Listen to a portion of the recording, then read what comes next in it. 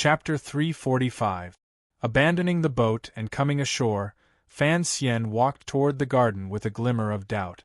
Haitang was behind him, greeting the old man fishing by the lake. He was not in the mood to be friendly. Looking at the fine horse outside the garden, he furrowed his brows.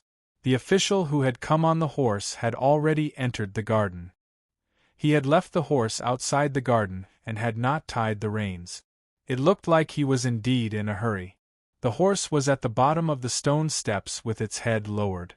It snorted and smelled the fragrance of the grass growing on the ground. Unfortunately, it was wearing a chewing head. It was anxious but could not eat. "Sir." The guard at the door bowed to him. A subordinate moved closer to explain something, but Fan Xian waved his hand to stop him. He had long recognized the angry official. Thinking that after not seeing him for a year, the other party still had the same temperament, he felt slightly angry. Faint sounds of an intense argument came from the depths of the manor. After they went around the screen, the voices immediately grew louder. The words were filled with loud criticism and disappointment and anger that seeped from the bones. Fan Xian stopped his steps and turned his head with a self-mocking smile. He said to Haitang, "Just a small matter. Give me some face and don't come in." Haitang smiled and nodded. She walked toward the small path leading to the garden to the side. Fan Xian tidied up his clothes and patiently listened outside for a long time. Only then did he gently cough twice. Fully assuming the demeanor of a teacher, he put his hands behind his back, stepped over the high threshold, and walked into the main hall. In the main hall, two people faced each other like two fighting cocks. On one side was Shi Chanli, and on the other was Yang Wanli, whom he had not seen in a long time. After last year's spring examinations, Yang Wanli had entered the top 3. Because everyone knew he was a direct descendant of the Fan family, the head of the Ministry of Appointments had, with a large stroke of his pen, transferred him to a rich county in Jiangnan to become a county magistrate. This was because of the interference of Yan Hangshu, the Minister of Appointments. Otherwise, with the prestige of the Fan family, it was not impossible for them to directly become a prefectural official or a transportation judge. Yang Wanli had also worked hard for his teacher. He was diligent in government affairs, friendly to the people, and eager to learn. In just 1 year, he had managed the affairs under his jurisdiction in an orderly manner. It could be said that he did not pick up any loose ends on the road, nor did he close his doors at night. In the autumn, he was assessed by the Ministry of Appointments as being prudent and fair. When the Supreme Court evaluated him, they also gave him an average score. Although he had not reached the age limit and could not be promoted, he was now a dignified official of the 6th rank. Ho Jichang and Qing Jialin, of the 4 disciples of the Fan family, were now officials in Jiaodong Road and the South respectively. It was said that their official reputations were not bad. After Fan Xian entered the door, he watched coldly as Yang Wanli and Shi Chanli quarreled. He found that Yang Wanli's aura was threatening, while Shi Chanli retreated step by step. After listening for a moment, he knew the reason and laughed coldly. Yang Wanli turned his head to glance at him. He paused and furrowed his brows. Unexpectedly, he turned around and faced Shi Chanli and continued to narrate his grievances. "Brother Shi, it's fine if you don't want to enter officialdom. Following at your teacher's side, helping him make up for his mistakes and doing things diligently, it can be considered a blessing for the people, but now that teacher has clearly done something wrong, why didn't you remind him when you were at his side? We have the etiquette of a disciple. We also have to speak frankly and admonish others. This is the right way. Do you know how unbearable the rumors are in Jiangnan? Everyone says that Commissioner Fan is a capable official. We don't know how he does things, but the way he collects money is honorable and ruthless." Yang Wanli's words were clearly sarcastic. He laughed coldly. "Big river? I think that's a silver river. If that ship doesn't scoop up all the silver in each province, the people in the ship won't go ashore for 1 day. The more he spoke, the angrier he became. He waved his sleeve and said, "As an official, one must benefit the people. Last year, teacher left a letter telling us to be good officials and good people. But, is that what an official does? I almost don't have the face to see anyone right now. Old Sure. You disappoint me. Rotten worms. Trash." Hearing the last two adjectives, Sir Chonley's anger rose. He thought to himself, "Kid, you're having fun being an upright official outside. How would you know the hardships of being the owner of a brothel in Jingdo? What a scam. You're criticizing teacher as a tiger that eats the people's marrow. Well, Yang Wanli, you haven't been an official for long, but you've grown a lot more daring." Hot blood rushed, and he scolded back, "You're a pedantic scholar who doesn't know the hardships of the people.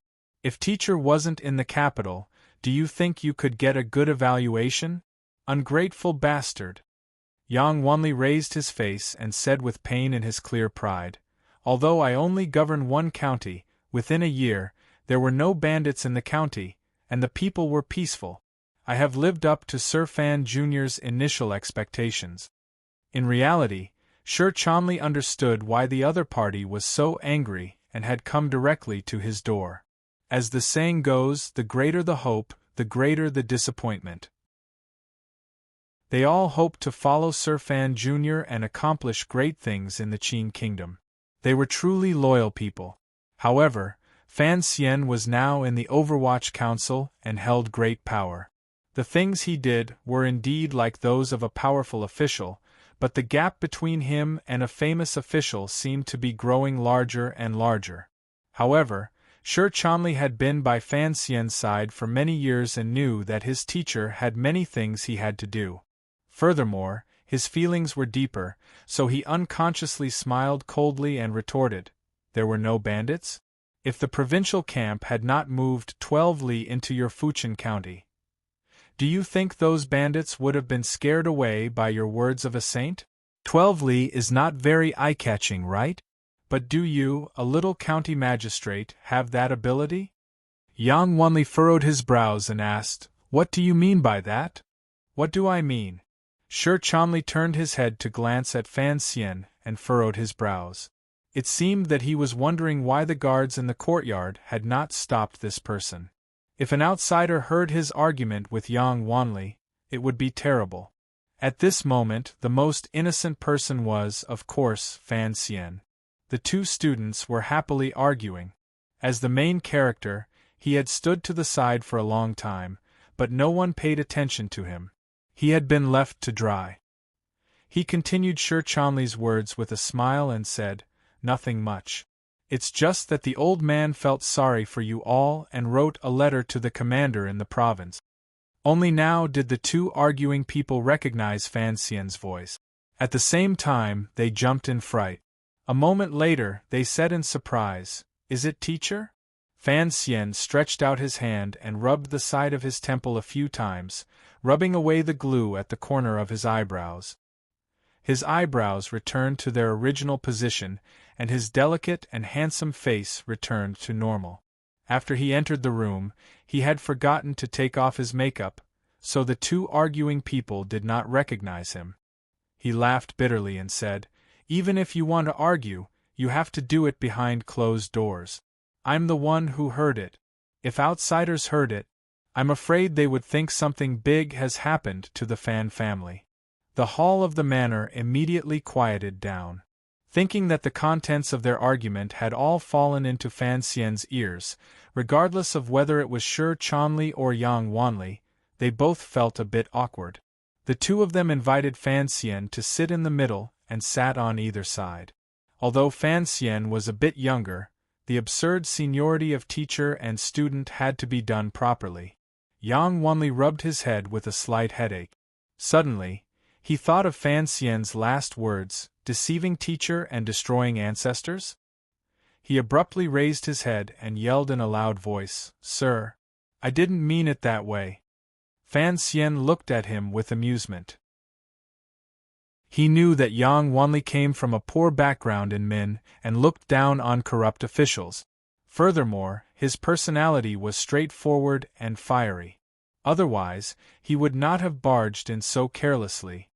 He opened his mouth and asked, "Fujian County is a full 200 li from Hangzhou.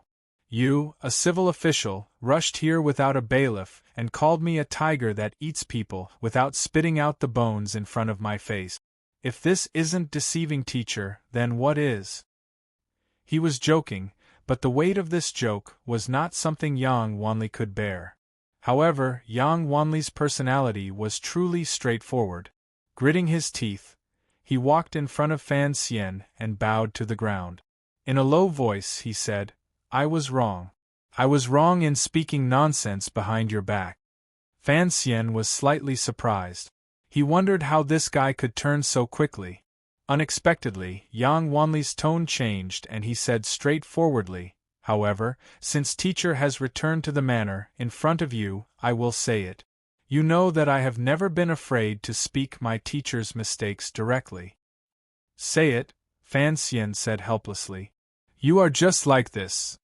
Sir has come to Jiangnan to manage finances for the court.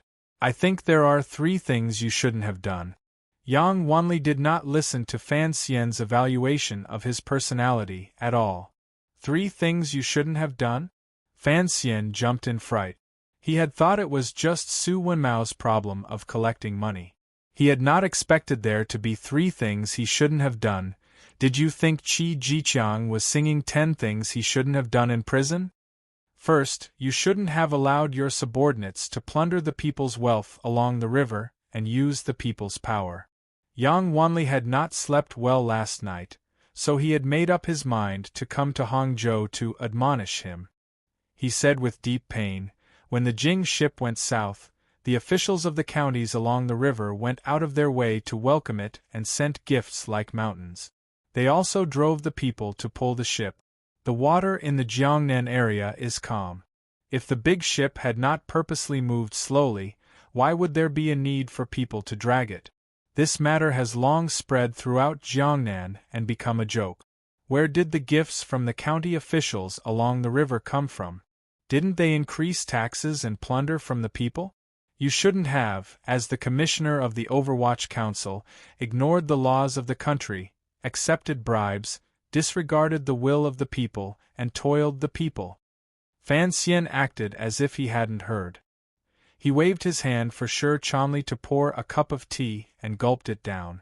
Yang Wanli saw his expression and manner and felt a little uneasy in his heart. He didn't know if his teacher was truly angry, but this made his anger even greater. Straightforwardly, he said, "Second, you shouldn't have mobilized the Jiangnan Navy ships to protect you. Although you have the identity of an imperial envoy, since you did not show your honor at the beginning and instead traveled in the night, this is already against the rules. Since you moved stealthily and mobilized soldiers to protect you, other than breaking the rules, you have crossed the line, disturbed the place, and relaxed the defenses. It is a serious offense."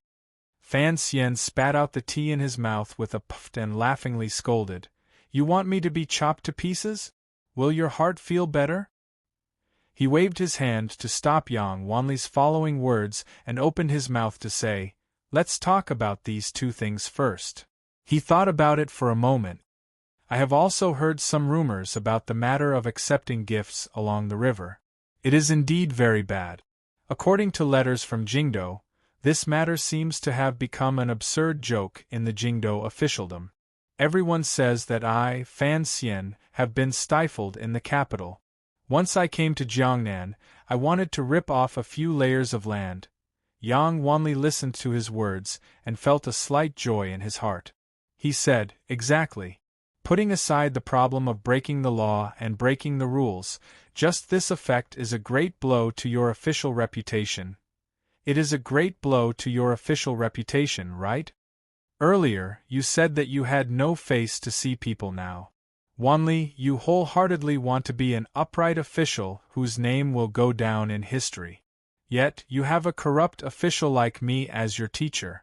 Presumably, you are not happy in your heart. I understand that. However," his tone changed.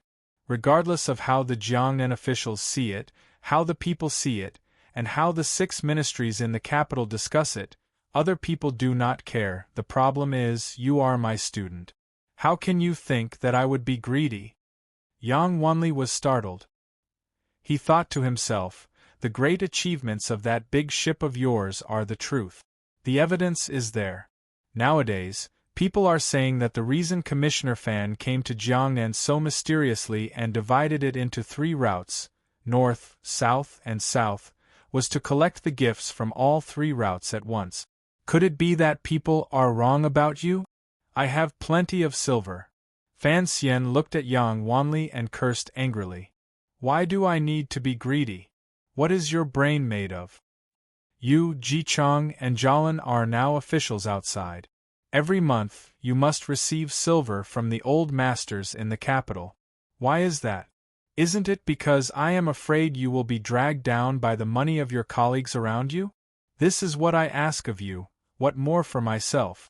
Ever since the spring examinations had been released, Yang Wanli and the other 2 had received banknotes from Jingdo every month. The amount had long exceeded their salary. This matter actually had nothing to do with Fan Xian. He also did not think it would be so detailed. It was all Minister Fan carefully taking care of it for his son. With silver on hand, Yang Wanli and the other 2 had much more freedom. They could also use the silver to do some practical things. He thought of the details of Fan Xian's concern and felt moved. He was also quite frightened by Fan Xian's rare angry expression. He quickly replied, "Thank you, teacher." Fan Xian smiled and scolded, "You should thank me for giving money. Why don't you think about where the money came from? Of course, it is not from greed. You know I have a few businesses under me. I can still afford to support you officials." Yang Wanli furrowed his brows and said, "But that boat on the river? What does that boat have to do with me?" Fan Xian's expression was somewhat shameless. "If you want to fight for your position to scold corrupt officials, go scold those people on the boat. Running to Hangzhou to scold me? Yang Wanli, you sure have some guts." Yang Wanli said gloomily, "Teacher, those people are your subordinates." Fan Xian smiled slightly and said, "Yes, my subordinates take the silver, but I don't care. It seems that everything is carried out under my orders? This is just a show. What are you in such a hurry for?" Shi Chanli also urged from the side, "Sir must have a deeper meaning. You barging in like this today will probably make many people laugh in secret." Yang Wanli thought about it and agreed with this reasoning. Even if Sir Fan Jr. wanted to be greedy, there was no need to be greedy in such a grand and spectacular manner. Was he really wrong? "There isn't much deeper meaning," Fan Xian sighed and said. "It is just a show to be performed in Suzhou on the 3rd of March. That show is too mushy. Just thinking about it gives me goosebumps.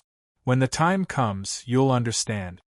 Yang Wanli already believed what Fan Xian said and didn't say anything more. He regretted coming so rashly. If he ruined his teacher's grand plan to manage the treasury, that would not be good. To say it again shouldn't be. Fan Xian furrowed his brows. "Wanli, you are too naive. Do you really think it is a time of peace and prosperity?" Yang Wanli was slightly startled.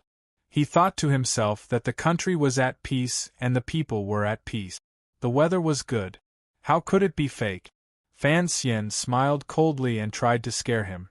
"If I don't get the navy to protect me, that ship could be dragged to the bottom of the river by the water demons at any time. Do you believe that?"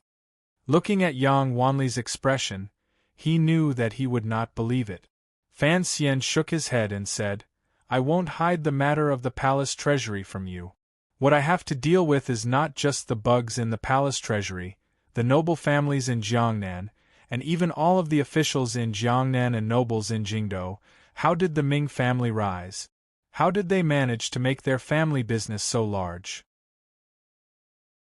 Faced with this question, Yang Wanli shook his head. Shi Chanli had only recently come into contact with secret reports from the Overwatch Council and the Jiangnan water bandits, Xia Qifei, and only then did he know a little. Pirates? A harsh light flashed through Fan Xian's eyes. The Ming family took the goods from the palace treasury and went out to sea from Chuanzhou. They went all the way north to Dongyi and all the way south to the foreign devils in the west. These years, after they went out to sea, they would always run into pirate. Out of 3 ships, one would always be lost. Yang Wanli furrowed his brows. He had come into contact with the Ming family before. They were all gentle and kind rich people. If they ran into pirates out to sea, it would not be good to have them take responsibility. Was there a hidden meaning in his words? Fan Xian said in a cold voice. In reality, those pirates were all the Ming family's own people. Yang Wanli paled in shock. When the palace treasury's goods ran into pirates, the Ming family still had to pay the palace treasury. It looked like a loss, but in reality, they stole that ship of goods and secretly shipped it overseas to sell. They didn't have to pay the court's 60% share of the ship's goods. Furthermore, what they paid the palace treasury was only the cost. The profit from this ship was even more than the other 2 ships. However, it's a pity that in these years, who knows how many more souls have died on the sea. Yang Wanli was dumbstruck and muttered to himself, This isn't much more for the Ming family. Why would they take the risk of being beheaded? What Fan Xian said was what the Overwatch Council and Xia Qifei had found out through their cooperation. It was a pity that they had never found any living witnesses. These years, the Ming family had used such ruthless methods to earn who knew how much silver. These people were vicious and merciless. The wind was tight, and there were nobles protecting them. Thus, everyone in court only thought that the trip to Hainan was full of dangerous winds and dangerous waves and rampant sea bandit. They had no idea that the Ming family was stealing their own goods and playing the game of a merchant family of bandit. He stood up and stared into Yang Wanli's eyes. Once there is a suitable profit, merchants become bold. For a 50% profit, they will take the risk out of desperation. For a 100% profit, they will dare to trample on all Qing laws. For a 300% profit, they will dare to commit any crime, even risk the danger of being hanged, and not have any regard for the court. Yang and Shi were both shaken by Marx's famous words and lowered their heads, savoring them for a long time. Furthermore, there have always been their comrades in court. Fan Xian smiled coldly. The money earned in proper exports has to be entered into the books. How can it be as convenient and safe as spending money outside of the books? These words were referring to the Xinyang matter. If they hadn't used such ruthless methods, it would have been much more difficult for the eldest princess to fish out silver from the palace treasury under the Overwatch Council's long years of surveillance. Every copper is dripping with blood, Fan Xian lectured Yang Wanli. Fan Xian educated Yang Wanli. If you and I want to do things, we must ensure our own safety. The Ming family can kill people and will kill people. When it comes to a life and death struggle, they will not be afraid of killing me. In the face of life and death, there is no need to talk about etiquette. You've been an official for a long time, don't become a piece of rotten wood. Yang Wanli was dumbfounded. He had studied hard for 10 years. After becoming an official, he had Fan Xian, this big tree, secretly protecting him. He had never truly experienced the dangers of the human world. Now, after being scolded by Fan Xian, he finally became a little more clear-headed. After calming down a little, Fan Xian waved his hand and said, "Never mind, let's not talk about these things for now. Although you came to kick down the door today, there are indeed no guests in the garden. We haven't seen each other in a year, so there are some things we have to talk about.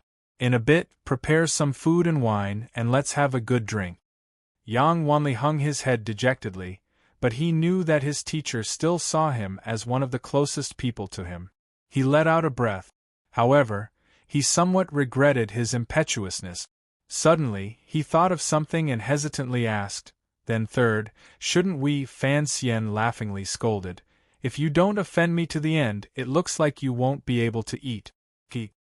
Yang Wanli thought about it and felt that this matter was indeed his teacher's fault, so he confidently said, "Recently, auspicious signs have appeared one after another in various places. The officials and commoners will always say a few words after drinking. I have never said it in front of others, but in front of my teacher, I had to take the liberty to suggest it. Using beauty to influence people will not last long. Using flattery to gain favor is also not the style of a court official. Teachers' actions in this matter are truly unethical." Fan Xian paused. He knew that although Yang Wanli's personality was stubborn, he was still very smart. He had seen that the auspicious signs in the surroundings were created by Fan Xian. But this kid dared to scold him in front of Fan Xian for sucking up to the emperor. "Get out." Fan Xian finally became angry and scolded, "Don't eat any more. Go back to your Fujian county to eat porridge." At this moment, Yang Wanli was quite straightforward. He straightened his back and allowed his teacher's spittle to wash his face. With a face full of righteousness, he said, "I want to eat porridge in Pingyuan today." Fan Xian angrily brushed his sleeves and walked out the door. Shi and Yang hurriedly followed behind, not daring to take even half a step away. It was not until now that this young man, who was not yet 20, finally had the appearance of a young man and was no longer the teacher who sat upright and pretended to be experienced and mature. On the 3rd day of the 3rd month, the dragon raised its head. The carriages from Danzhou to visit relatives and the ships from Jingdou following the Yinjiang all arrived at the docks outside Suzhou. The night before, a group from Hangzhou had already quietly boarded the ship. The 3 groups from Jingdou had finally triumphantly met up in Jiangnan. On the docks, gongs and drums rang out to the heavens and firecrackers rang out. The officials of Jiangnan Road at all levels tidied up their official robes. Under the signboard, they raised their heads in anticipation of the arrival of the Imperial College's Sai, Taichung Temple's Vice Minister, Overwatch Council's Commissioner, Jiangnan Road's Imperial Envoy. Sir Fan Jr. Fan Xian. Fan Xian does so many things. This chapter of mine is really not smooth. I don't know why. To be continued. If you want to know what happens next, please log on to www.cmfu.com. There are more chapters. Support the author and support the original reading.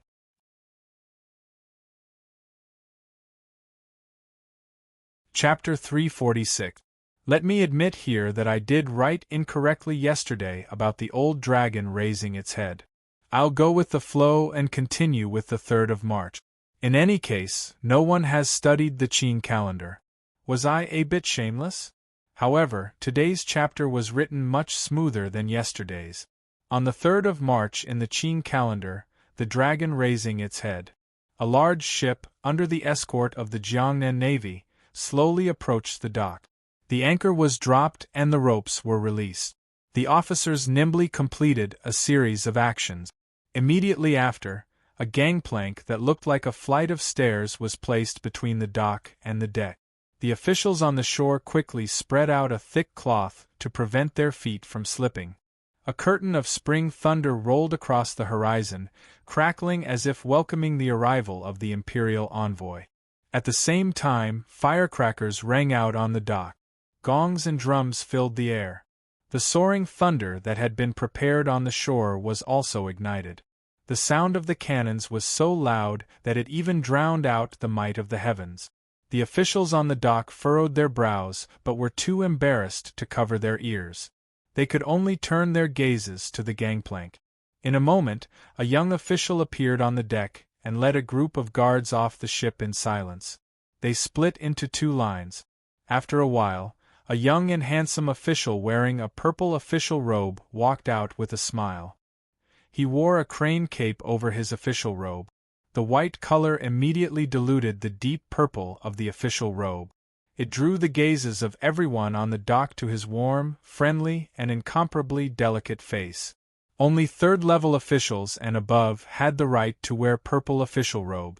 The officials on the dock knew that the Imperial Envoy Commissioner Fan they had been calling for was this person in front of them. They unconsciously squeezed forward a few steps and raised their hands in greeting. Fan Xian was not in a hurry to stop everyone from bowing. Fan Xian was not in a hurry to stop everyone from bowing. On the contrary, he stretched out his hand to the side and grabbed a small hand that stretched out of thin air. Holding the hand of a little boy, they stood side by side on the deck and stepped onto the ladder, descending the ship. The little boy was wearing a light yellow robe with a circle of fluff sticking out from the collar. There was a pair of cute yet unknown spirit beasts embroidered on the robe.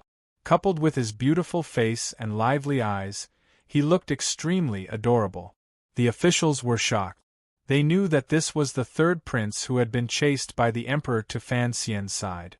They quickly adjusted their direction and saluted the third prince. The officials of Jiangnan Road greet your highness. The third prince smiled and nodded. Using his voice that had yet to fade away, he said, "The weather is cold.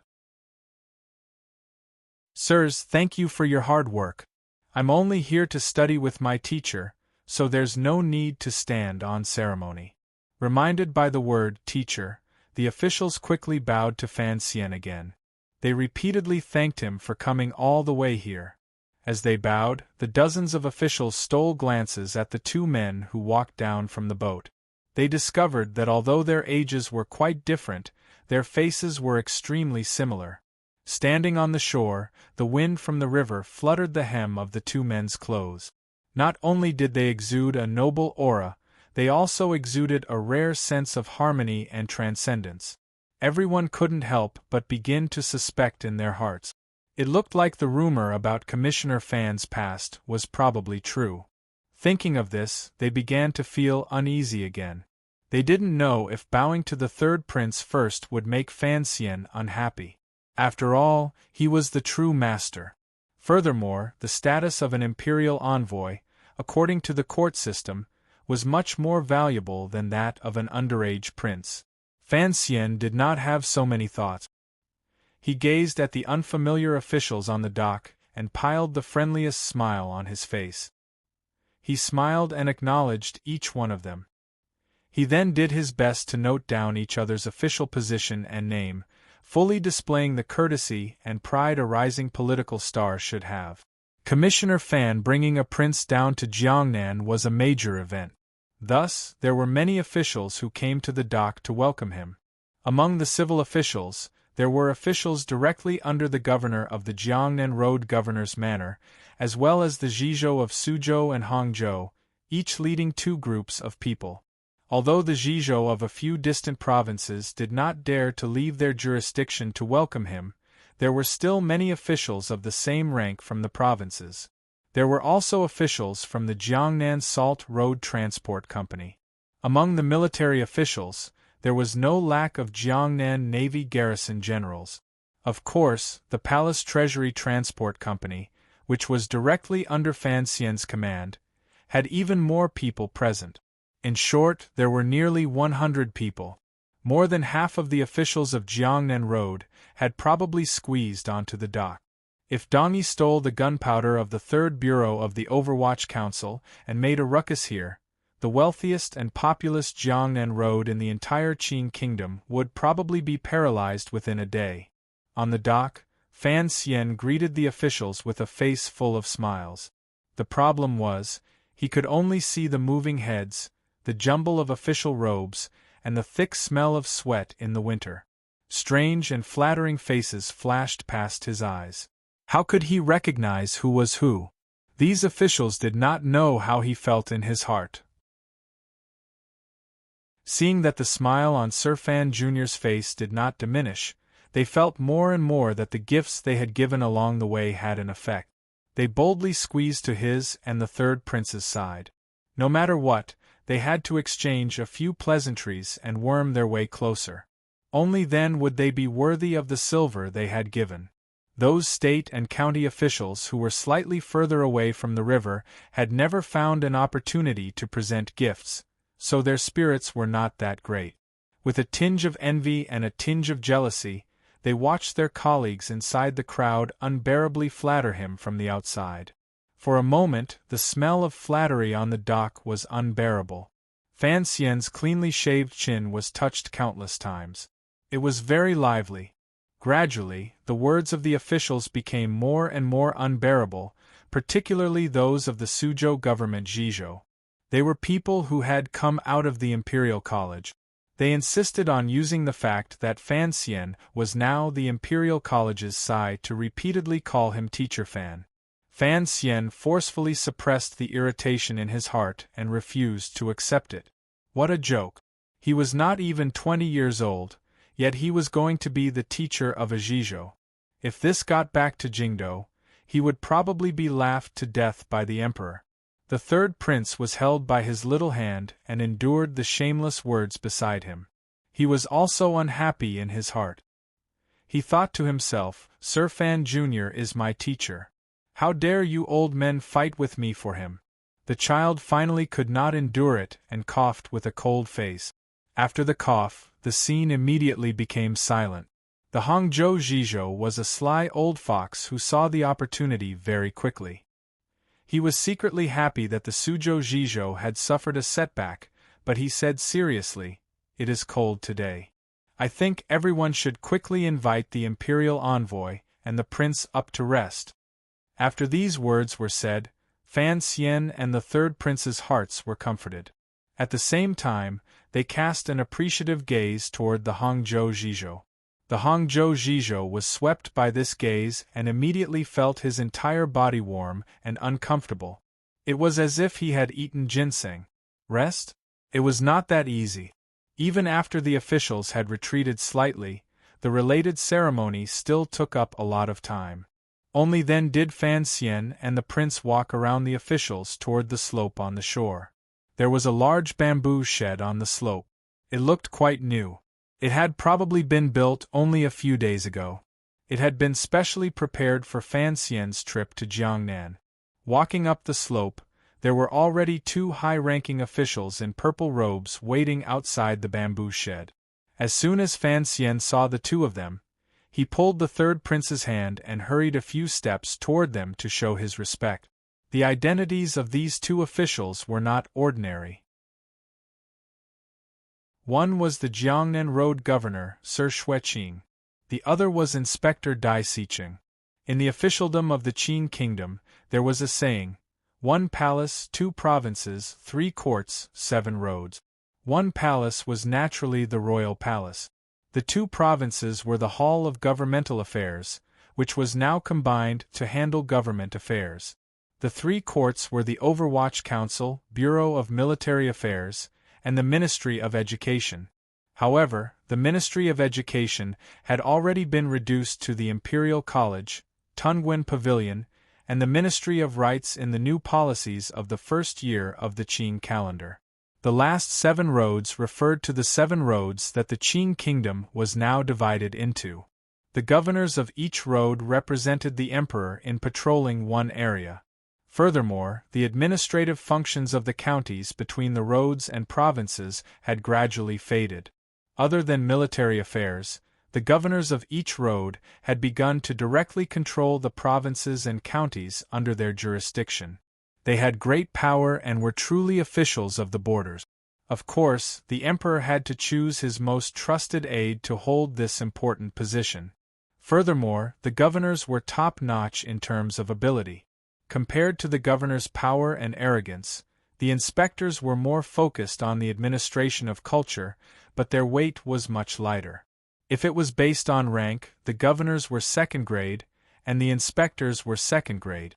They were not particularly high ranks. However, in order to make it easier for the governors of the 7 roads to focus on government affairs and be less restrained by the 6 ministries, the rules had always been for the governors of the first road to also hold the title of assistant scholar, right imperial censor of the imperial censorate, or minister of the Ministry of War.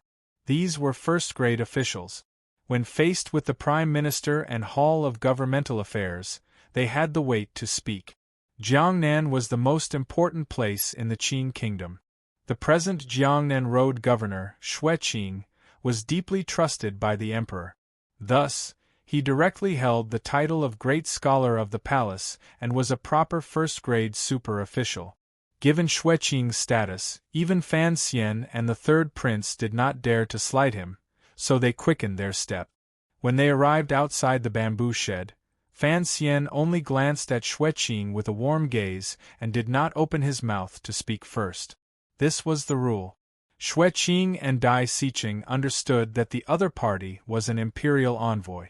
No matter how powerful he was, he still had to first bow to the other party. This was not to Fan Xian or the prince. It was to the emperor. After setting up the incense table, asking for the imperial edict, and unsheathing their swords, the officials inside the bamboo shed all knelt on the ground. After completing the ceremony, Fan Xian quickly helped the Jiangnan governor, Xueqing, up. He then turned to help the inspector up. Only then did he lead the third prince in bowing respectfully to Xueqing. Xueqing's status was worthy of him, and the third prince bowing deeply. However, this Jiangnan governor seemed to have not thought that the legendary Commissioner Fan did not have a trace of the noble air of a young, powerful official and scholar. He was willing to smooth over a small matter. A glimmer of admiration flashed through his eyes. The inspector stood to the side and quickly turned his body to return the bow. Xueqing would not foolishly allow these brothers, in front of him, to finish their bow.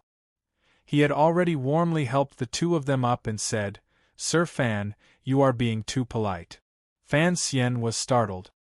He then looked at the third prince beside him, who seemed to be somewhat embarrassed facing Xueqing, and felt even more depressed. Xueqing smiled slightly and said, "Before I came to Jiangnan, I worked in the library.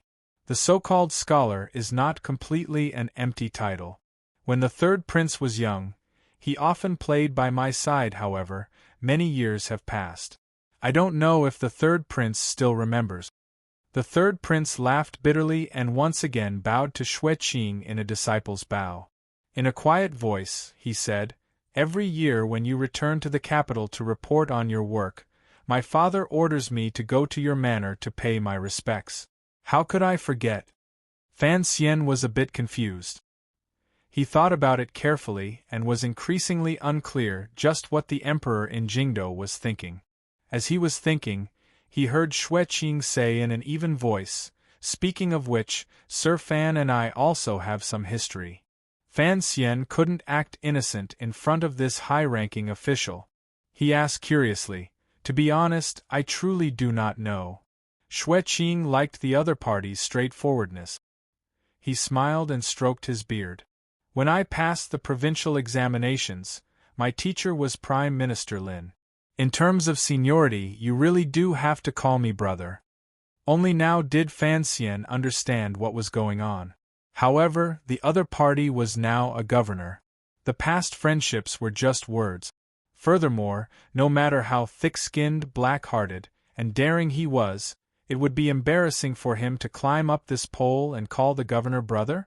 The power in his hands was enough, but his age and experience seemed to be a bit lacking. The group of people rested for a moment in the grass hut. Fan Xian and Xueqing chatted about what they had seen and heard along the way. Xueqing furrowed his brows slightly and then asked if the emperor was well in the capital. In short, it was all a bunch of conventional nonsense. However, it did bring them a bit closer and a bit more familiar. Fan Xian looked at this first-level official and found that there was a glimmer of worry that was not purposely hidden in the other party's clear face. After thinking for a moment, he knew what was going on. As the Jiangnan governor, an imperial envoy had suddenly appeared in his territory. No matter which governor it would not be good. Furthermore, this imperial envoy was going to take over the palace treasury. He would probably have to fight with the nobles in the capital. Although the governor had great power and was deeply trusted by the emperor, it was not good to be stuck in the middle. Xueqing raised his teacup and took a gentle sip. "Intentionally or unintentionally," he asked, "Sir Fan Jr. will probably have to work hard in Jiangnan these 2 years. Although he is trusted by the emperor, Jiangnan is not like Jingdo. Although it is prosperous, it is not a place to stay for long. In another 2 years, I will have to retire to the emperor and return to the capital to sit as a fisherman. Being able to get closer to the emperor is always better than staying in Jiangnan. Fan Xian heard the meaning in his words and smiled in agreement. Sir Fan Jr. will be patrolling on behalf of the emperor. You have worked hard and performed well. Xue Qing smiled slightly and said, Has Sir Fan Jr. decided where to live? There are many salt merchants in Suzhou. They are all willing to offer up their manors for you to choose from. Everyone under heaven knew the wealth of the salt merchants. Fan Xian didn't need to ask to know how extravagant the manors they offered up would be. However, he changed the topic and said, It is not good to be too disturbing. Furthermore, if it gets back to the capital, I will always feel uneasy.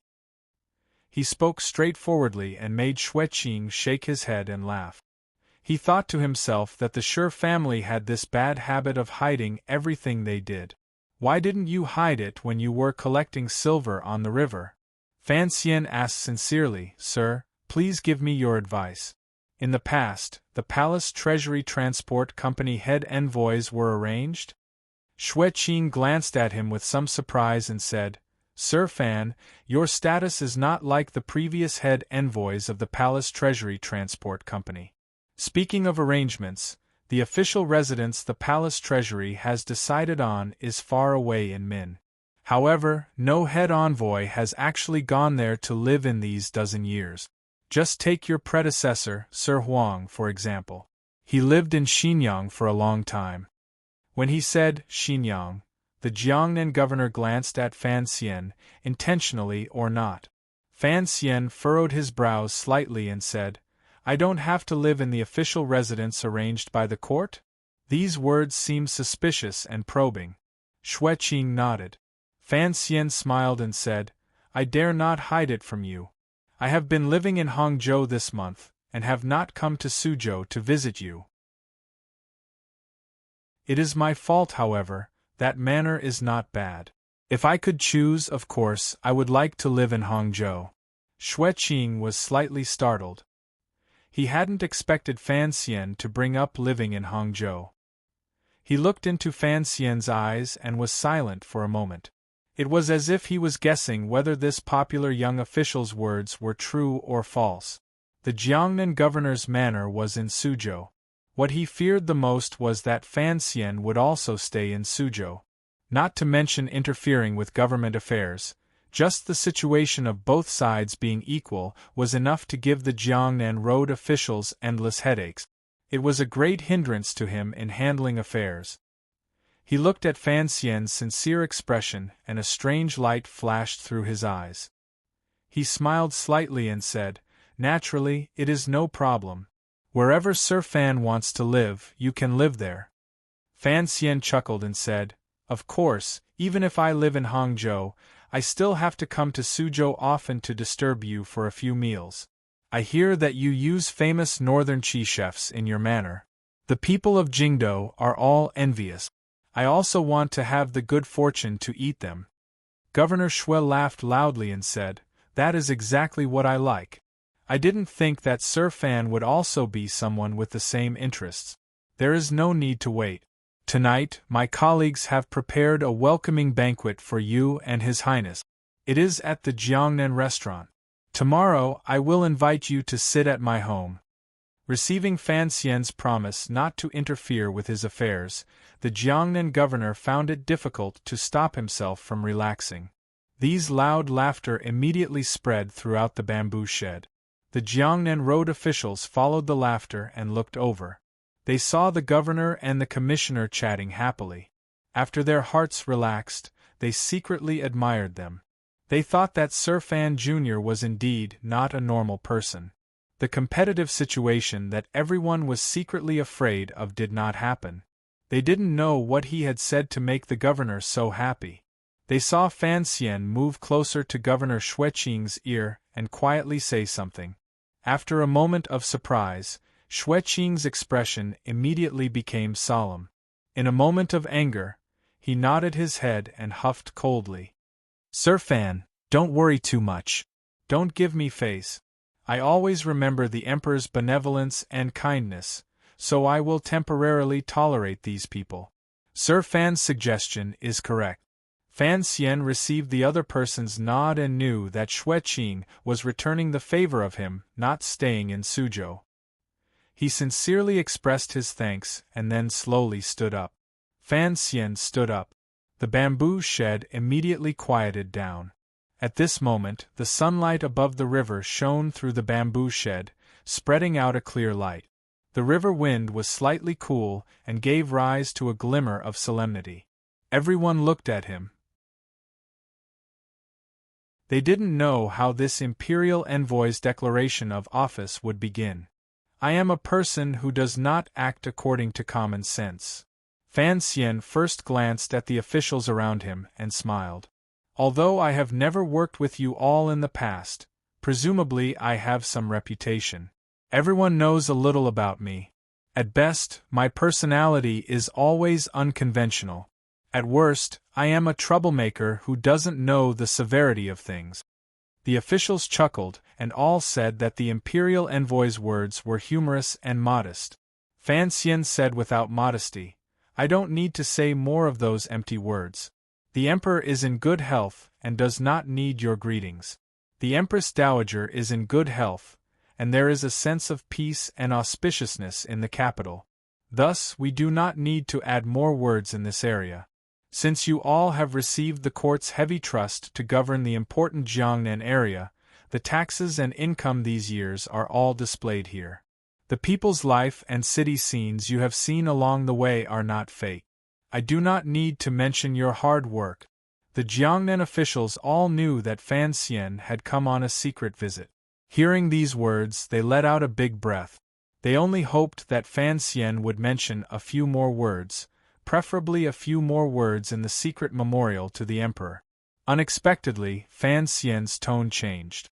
I won't talk about your benefits. Instead, I want to talk about where you all did wrong.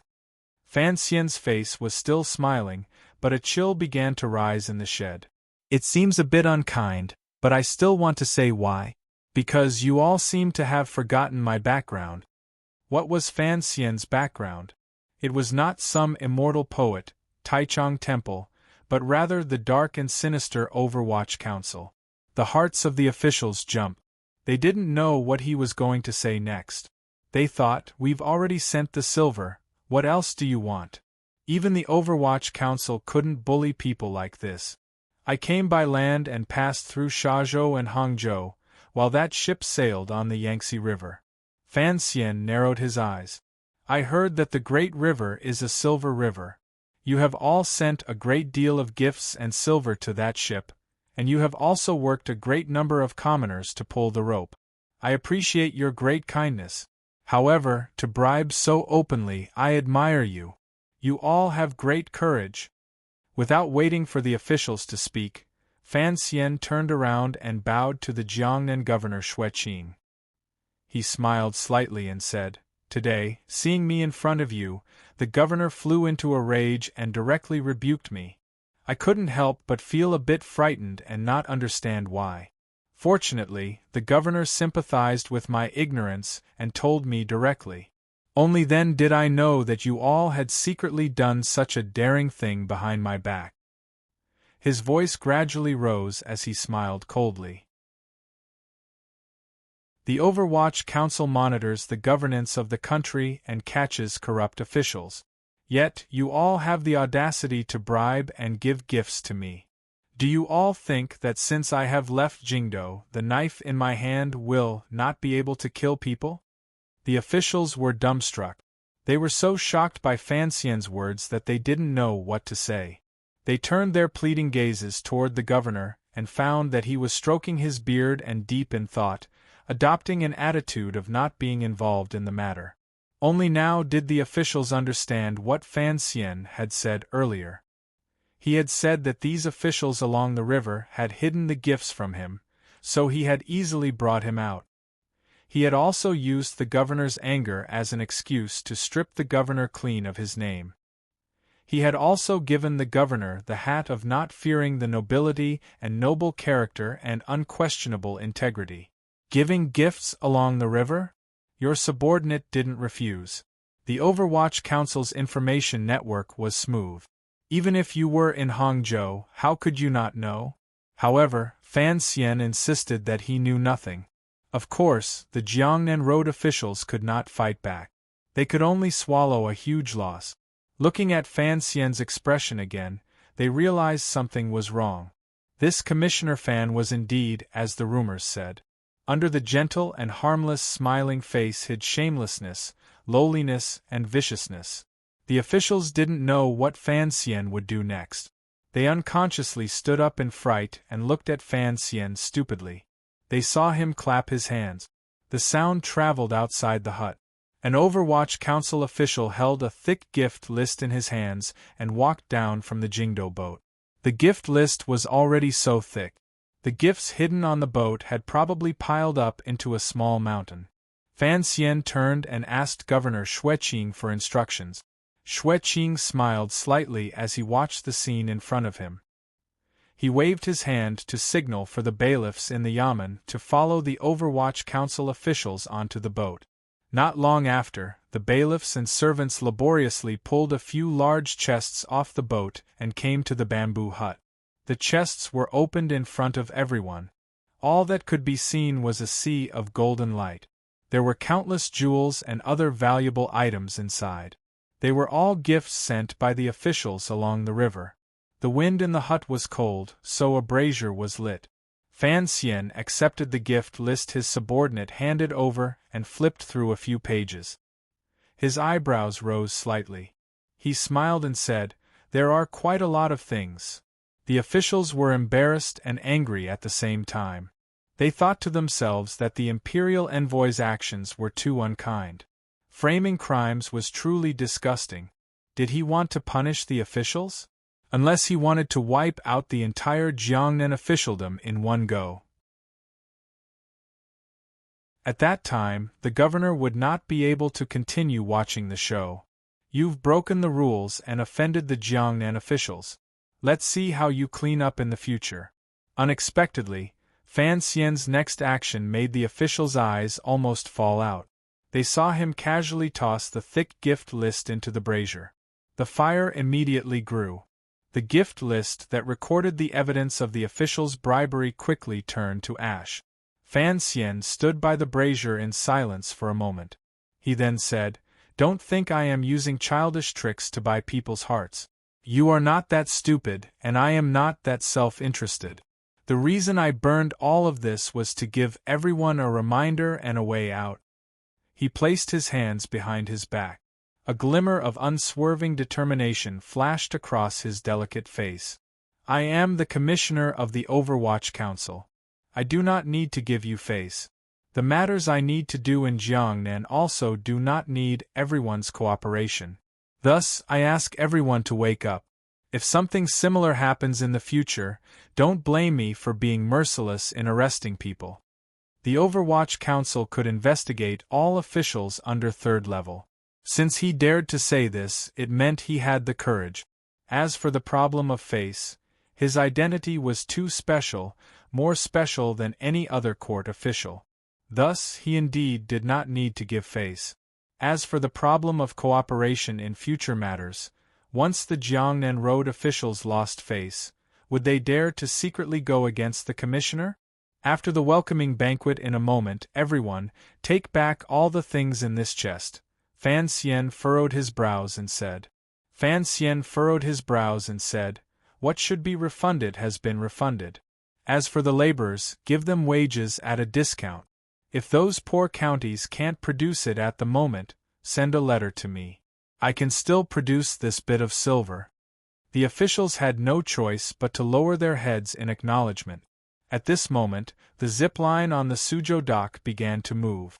This novel toy from over 20 years ago was the best at carrying heavy load. The zip-line extended to the top of the Jingjing ship and slowly lowered a large chest. No one knew what was in the chest for it to be so heavy. The zipline's steel ropes trembled gently. Fan Xian had already checked the data beforehand and knew that the Suzhou dock was responsible for the palace treasury's goods. It had the ability to lift things, so he was not too worried. However, the officials who had just been shocked by him were shocked again. The large chest was hoisted onto the shore. Another dozen people moved it with great difficulty up the slope and directly into the bamboo shed. An Overwatch Council official respectfully asked for instructions. "Commissioner, the chest has arrived." Fan Xian made a sound of acknowledgement and walked to the side of the chest. The outside of the chest was wrapped in willow twigs, but the inside seemed to be made of metal. All the officials were puzzled, wondering what this lord was up to. Even Governor Xue Qing and Inspector Dai Siqing were interested. They all walked forward to see what treasure was hidden in the chest. Fan Xian took out the key from his clothes and opened the lid. Just like Su Wumei, who had seen the contents of the chest for the first time, after a silver light flashed inside the shed, all of the officials' eyes stared straight silver. Inside was full of dazzling silver. Who knew how many silver ingots were neatly stacked in the chest?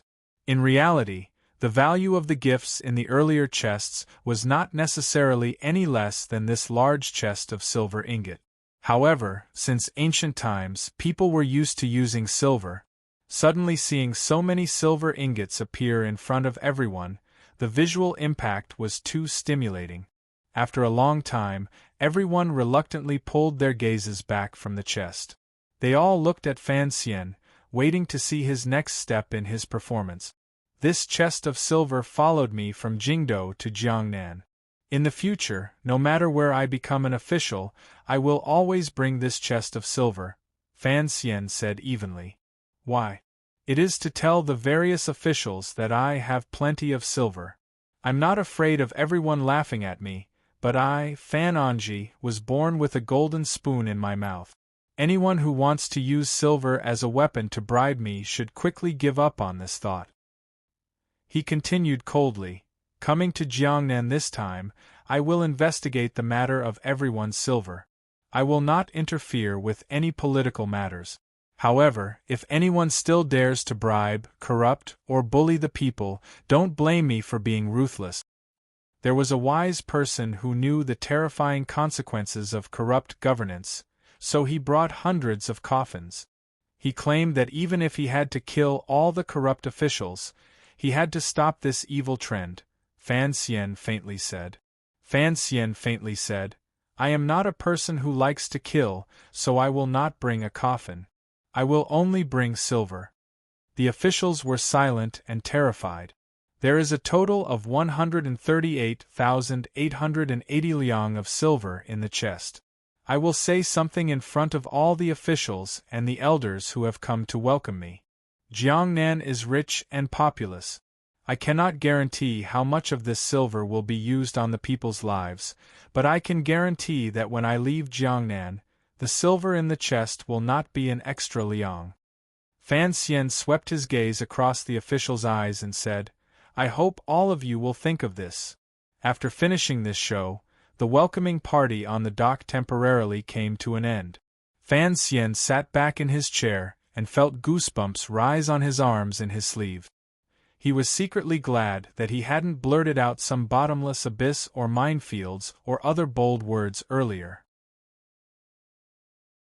In the afternoon in Suzhou, the study of the governor's manor was completely silent. First-level official, Governor Xue Qing of Jiangnan, sat in the grand wooden chair in the middle with a smile on his face. Beside him sat two advisors who had followed him for many years. One of the advisors shook his head and sighed. Who would have thought that this imperial envoy is indeed a troublemaker? The other advisor furrowed his brows and said, "It is very unwise. Sir Fan Jr. has completely swept away the face of the Jiangnan officials. Although, given his status, he is not afraid of this matter, it still seems he is not mature enough." Xue Qing smiled slightly and said, "You two also feel that his showing off is a bit artificial?" The two advisors looked at each other and nodded. Governor Xue sighed and said, "Young people always have more of a desire to perform." The advisor carefully asked, What do you think of this Sir Fan Jr.? Xue Qing was slightly startled. He thought for a moment and then said, "A smart person, a very smart person. He can be made friends, can be deeply acquainted." The advisor was a bit surprised, wondering why this was different from the previous conclusion. Xue Qing smiled self-mockingly and said, "So what if it's artificial? How many people in this world can see the scene at that time? How could those officials in the library of Jingdo know the true situation during this month? Rumors are, in the end, rumors.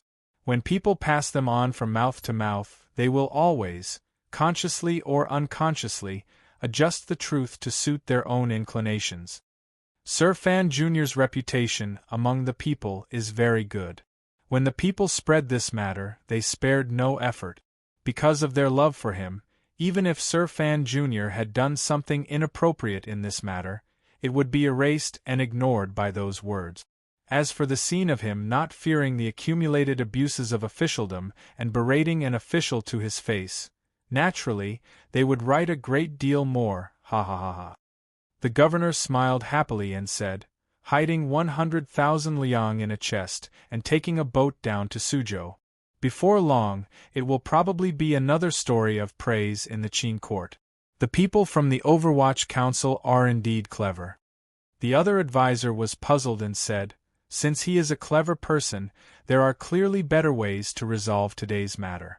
Why did Sir Fan Jr. have to choose such an intense and absurd method?" Governor Xue Qing glanced at him with a not quite there smile. "What do you know?"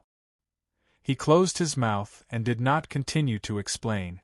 There were some things that even his closest advisors should not know. Fan Xian had exposed his knife and sword and offended an entire road of officials. Wasn't this also an expression of sincerity to him, the governor? The fact that he had taken the initiative to say he wanted to live in Hangzhou showed that he understood the tastes of officialdom. After scaring these officials, when the imperial envoy was in Jiangnan in the future, the officials would not surround the imperial envoy. He, the governor, would still be the number one figure. Xue Qing suddenly thought of another matter and involuntarily furrowed his brows. His opinion of Fan Xian rose a knot. This young powerful official was showing off today. It was probably not as simple as expressing sincerity to him. From the spring examinations to Jiangnan, it looked like Fan Xian wanted to offend all the officials under heaven. These 2 years, the officials in court had seen clearly that Fan Xian wasn't even willing to take care of his father-in-law's old relationship. Was he going to be a lonely official? As the emperor's trusted aide, Xue Qing had many eyes and ears in court. Of course, he knew that the rumors about Fan Xian's past were true. Thinking of Fan Xian's identity, he immediately understood why he stubbornly insisted on being a lonely official. This was to guard against taboo. Xue Qing sighed and shook his head. He thought to himself that everyone was a hard worker. It looked like he should properly interact with this young Commissioner Fan in Jiangnan. The warm afternoon sun slightly dispelled some of the coldness of early spring. The people of Suzhou were drinking tea and chatting in tea houses. The people of Suzhou were too rich. They were so rich that they had too much leisure time. They liked to spend it in tea houses, particularly since such a big thing had happened in the city. Their saliva and tea were boiling in the tea houses. Everyone was discussing the imperial envoy who had just arrived, the world-famous Commissioner Fan. "Did you hear? Those officials' faces are all green with fright," a middle-aged merchant chuckled. A middle-aged merchant chuckled. The commoners were always happy to see the officials being humiliated. Another person shook his head and sighed. Unfortunately, it's still a big matter turned into a small matter and a small matter into nothing. I think that, if the imperial envoy truly cares for the people, he should capture all those corrupt officials and throw them into prison. Nonsense. The middle-aged merchant in front of him laughed disdainfully. The officials are all in prison. Who will try the case? Who will manage it? Sir Fan Jr. is a genius with deep foresight. How could he be like us commoners who don't know what's important? This move is called striking the mountain to scare the tiger. Just watch, the good show is yet to come. I think the Jiangnan Road officials are really going to have a taste of the Overwatch Council's power this time. The person nodded and replied, that is true.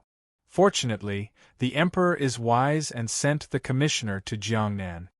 The merchant lowered his voice and smiled. It should be the emperor's wisdom to have given birth to the commissioner. The tea table immediately quieted down. A moment later, a wave of light laughter exploded with tacit understanding. In the end, the merchant said, earlier, my shop assistant went to the docks to take a look. The commissioner was truly ruthless. Those subordinates who went down the river on the big boats were whipped 30 times. The person across from him replied, as if it was a matter of course, this is the right thing to do. Although it was the subordinates who hid Sir Fan Jr. from receiving the silver, the crime was already there. Now that the silver has been returned and the gift list has been burned, it is not easy to punish them. However, if the subordinates are not severely punished, how could the Jiangnan Road officials be convinced? Earlier, I also went to take a look. TSK, the whipping was truly ruthless. With one lash, it seemed to take off a few pieces of flesh. The bloody mess was very scary. In a salt merchant's manner that the imperial envoy was temporarily staying in, wretched cries rose and fell in a side room. Fan Xian looked at a few trusted aides who had been lined up in order and looked at the whip marks on their back. He placed the ointment in his hand on the table and laughingly scolded, I'm not going to apply it for you guys. I sympathize with my subordinates, yet you guys are here wailing, when you were whipped, why didn't you cry out more wretchedly? Aren't you afraid of other people's suspicions? Su Wenmao turned his head miserably and said, I have to gain face for you. Of course, it's not good to cry out after being whipped a few times, however, sir. Is there a problem with your ointment? Why does it hurt more the more I apply it? Fan Xian smiled and said, the whip is so light. Of course, I have to let you guys suffer a bit at this time. He rose and left, shaking his head as he walked. He thought to himself that what Wanli said was sometimes correct. He was not a good official, so he was embarrassed to ask his subordinates to be honest officials. It was not easy to twist the upper beam to the lower beam. To be continued. If you want to know what happened afterwards, please log on to www.cmfu.com. More chapters. Support the author. Support original reading.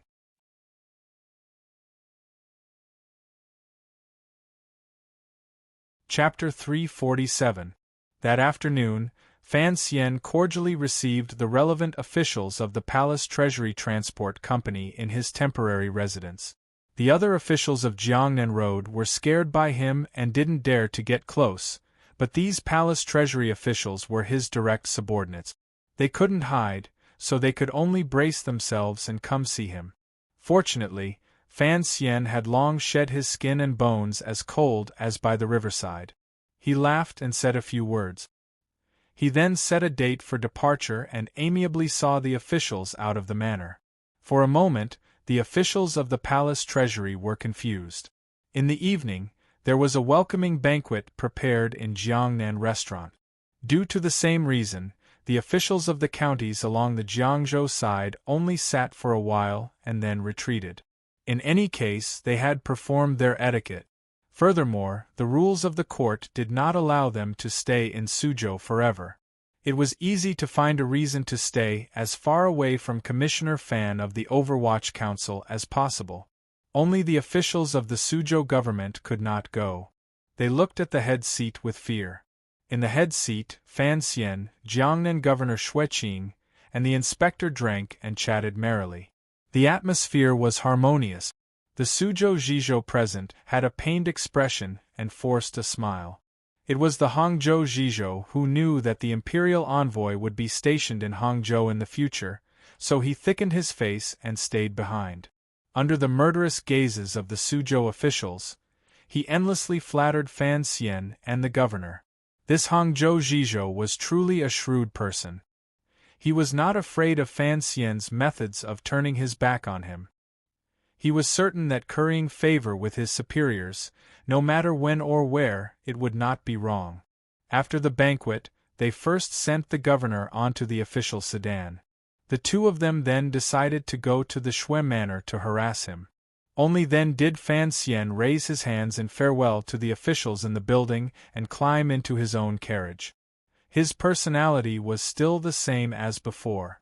He liked to sit in carriages and not in sedan. The curtains in front of the carriage were not blocked.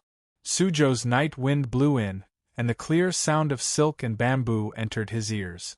Jiangnan was rich and populous. The rich merchants kept many excellent performers. The brothels in Suzhou and Hangzhou were also famous for doing well. Fan Xian gently slapped his cheeks and allowed the night wind to blow away the slight warmth on his face. Although the zhenqi in his body had recovered a lot, his alcohol tolerance had not returned. After being advised by the officials, he felt a bit dizzy. The Hangzhou address has been decided. What about Suzhou? He asked quietly as he half closed his eyes to rest.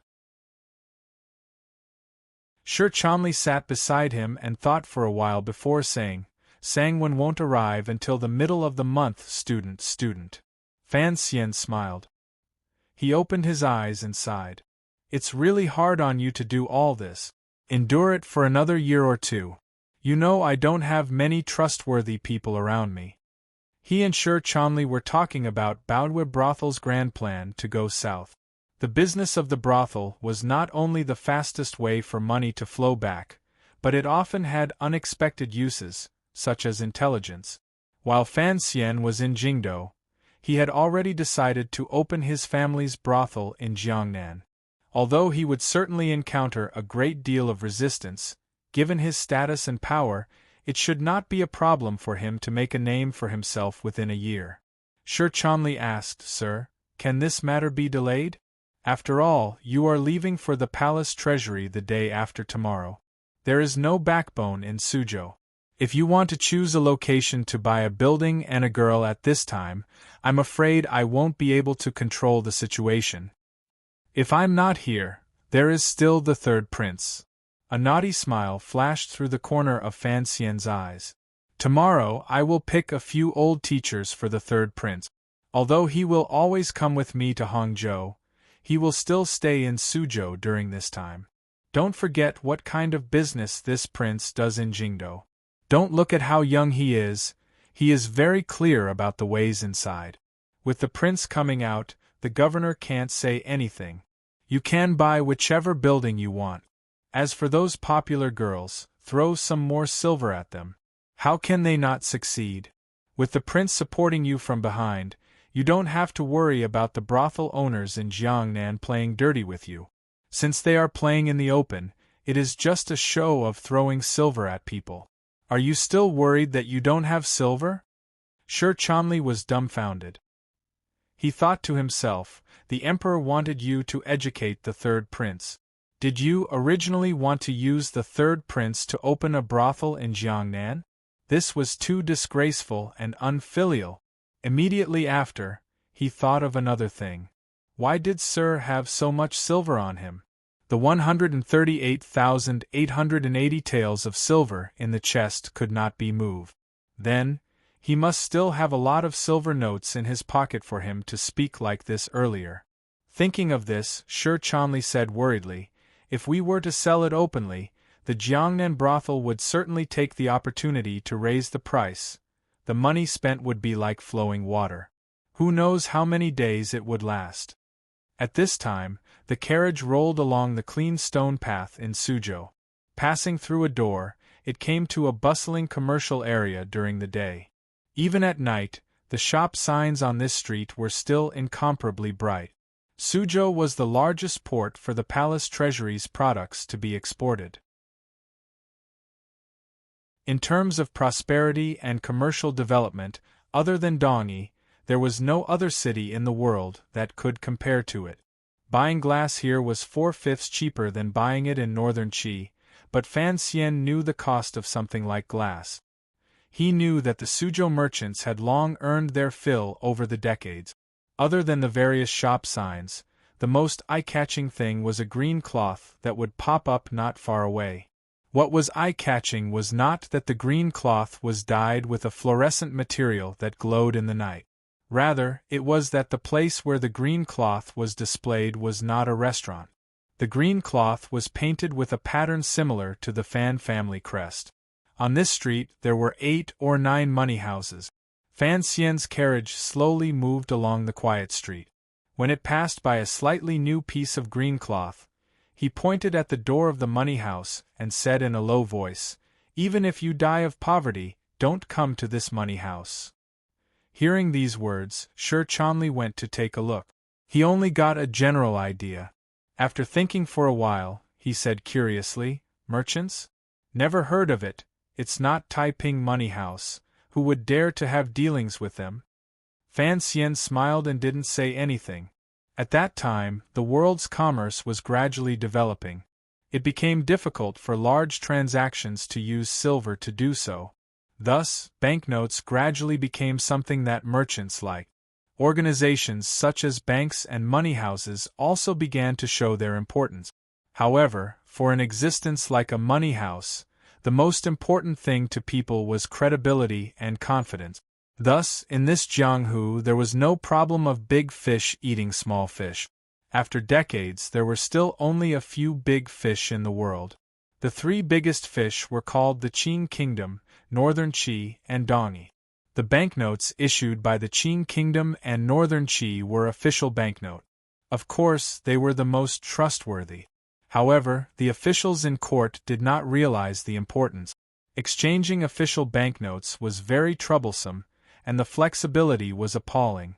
Thus, other than storing money in coffins, most merchants would choose the Taiping Money House that Dongyi had opened. Although the Taiping Money House was Dongyi's capital, it was rumored that some nobles in Northern Qi and the Qing Kingdom had also invested in it. Thus, no matter how the 3 countries fought and killed each other, miraculously, the money house itself was not affected.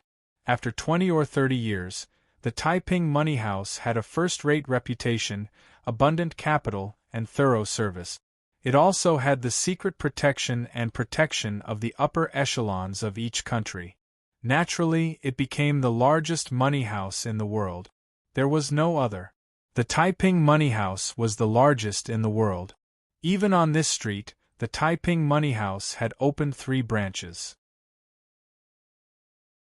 Fan Xian glanced coldly at the green cloth floating by outside the carriage and said, "Withdraw money from the Taiping Money House." Shi Chanli made a noise of acknowledgement. "Withdraw as much as you want," Fan Xian calmly said. "Before I leave, I'll give you my seal and number. Don't be so stingy and reluctant to spend money." Withdraw as much as he wanted? How could there be such a good thing in this world? Shi Chanli smiled and said, "Is this Taiping Money House opened by you?" Fan Xian scolded with a smile. "If I had that much money, everything would be easily solved. Why would I need to interact with those people?" Shi Chanli was his trusted aide and knew he was talking about Northern Qi. After a moment of nervousness, he didn't reply. However, he immediately thought of Northern Qi and the palace treasury. He didn't expect the palace treasury to open in a few days. If Fan Xian wanted to help Xia Qifei and the Ming family win the bid, then he would need a terrifying sum of money.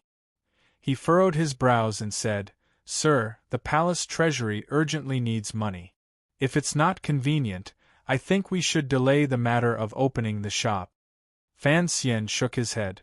"The amount of silver you need to transfer and the amount of silver the palace treasury needs to win the bid are not of the same order of magnitude, so you don't have to worry. As for opening the shop, it needs to be done quickly. First, it is to take advantage of the fact that the prince is still in Suzhou. He is probably also interested, so it will be convenient. Secondly," he thought of his father who was still in Jingdou, and couldn't resist smiling. "Secondly, the Jiangnan girls are still waiting for the Fan family to save them. The earlier we can do it, the better." These words were not false.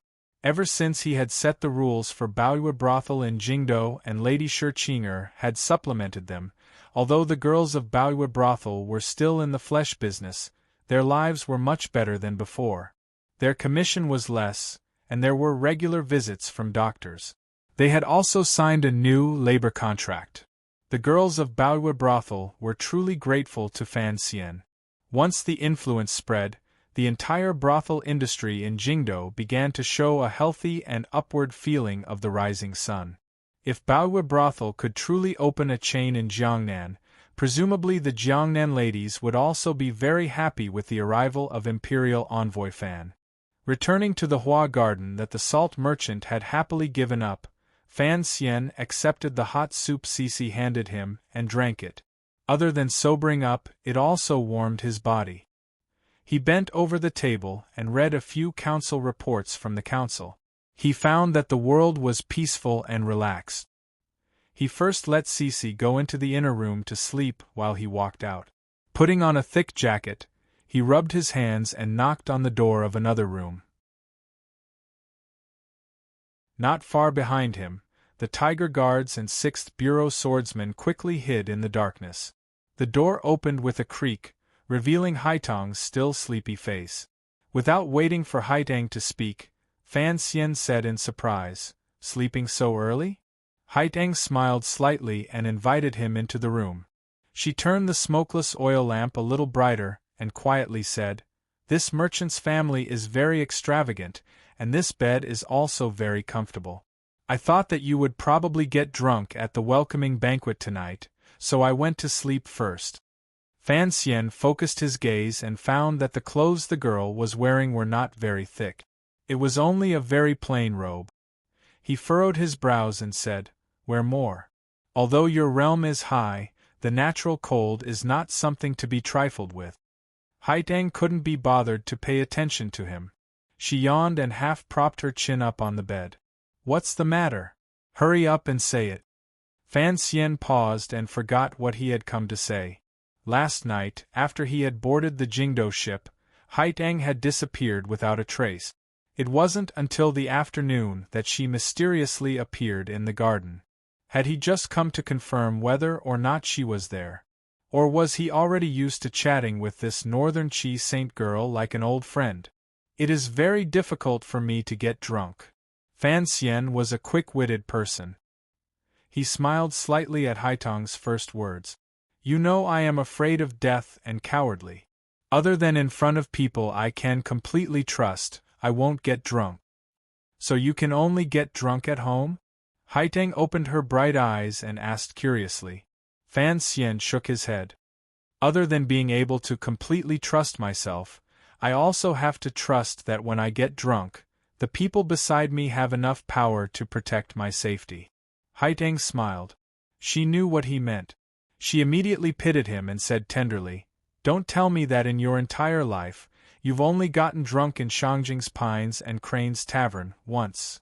That time in Shangjing, Northern Qi, in front of Haitang, Fan Xian had gotten wildly drunk until he passed out. He had also been drugged with an aphrodisiac and fallen into the greatest trap since his rebirth. Fan Xian said angrily, "You still have the face to bring it up, of course." He couldn't see the sympathy in Haitang's eyes. He said coldly and arrogantly, "When I was young, I often got drunk. Don't think too highly of yourself." Haitang smiled. "At that time, that blind master was always by your side?" Fan Xian didn't reply. Haitang suddenly furrowed her brows. "Then, the legend of you getting drunk and writing thousands of poems in the Qing royal palace, was that also false?" Fan Xian waved his hand. He didn't want to continue this uninteresting topic with her. He directly asked, "Has the silver arrived yet?" Haitang uninterestedly sighed and sat up. She looked into his eyes and nodded seriously. "Since August, His Majesty has already begun making arrangements. You don't have to worry." Fan Xian laughed at himself. "What can I do if I don't worry? I can't have the old man take out the silver from the national treasury for my own use." Speaking of which, Haitang furrowed her brows. You actually brought over 100,000 taels of silver with you, isn't that too stupid? I don't believe that you're just trying to show off at the riverside. Fan Xian thought that he had no choice but to make this arrangement. How could he tell her the inside story? He couldn't tell anyone about it. It's just some useless silver. What's there to be afraid of? You've been an official for less than 2 years, and yet you have so much silver with you. Haitang smiled faintly. Including you and your father's salary, I'm afraid it would take over 100 years to save up so much silver. How do you explain this to the officials? Fan Xian shook his head. Don't forget, the Fan clan is a large clan. The clan property is where the money comes from. Oh? A large clan that can easily take out so much silver. Don't tell me they don't run amok? Be careful, or the Imperial Censorate will report you. So be it. Fan Xian smiled. Even if the clan doesn't have that much money, the palace knows that my business has been big these past 2 years. They won't suspect me of anything.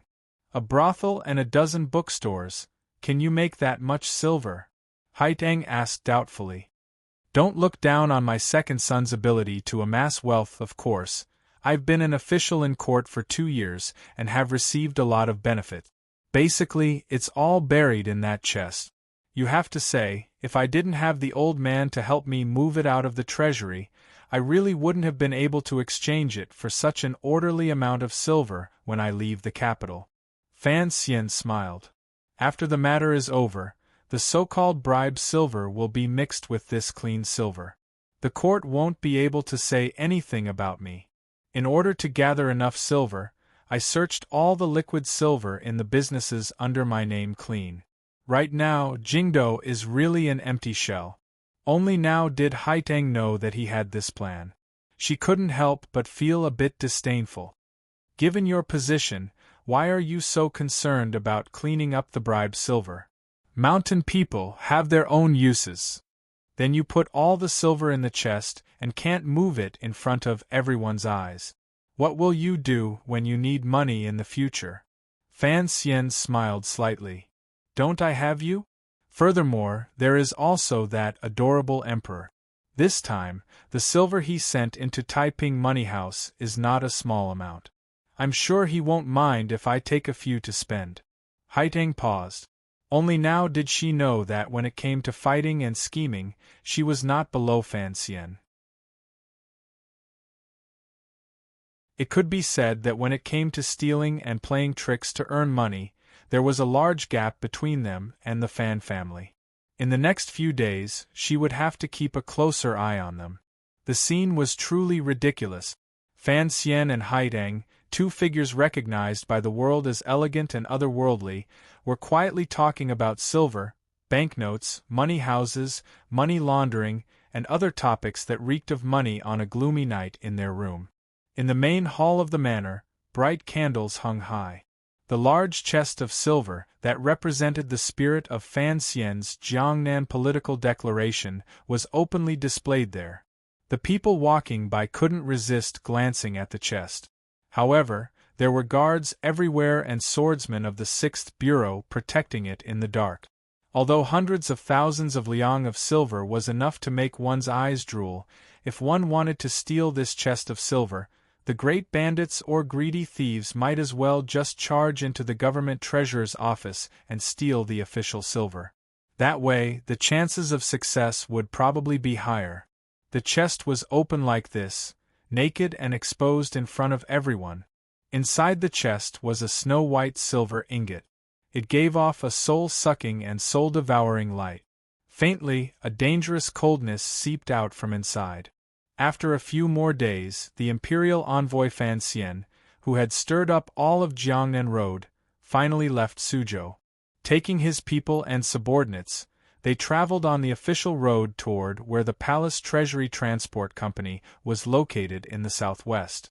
Although the third prince was still in Suzhou, the officials all let out a big breath. They thought that as long as Commissioner Fan was not there, how difficult would it be to fool a child? The third prince did not know what these officials were thinking. Otherwise, given his sinister nature and his temper that was about to explode, who knew what new tricks he would come up with.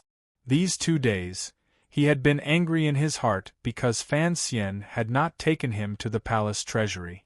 The palace treasury was once the property of the Yi family. It indirectly supported the Qin kingdom's stability and ability to expand.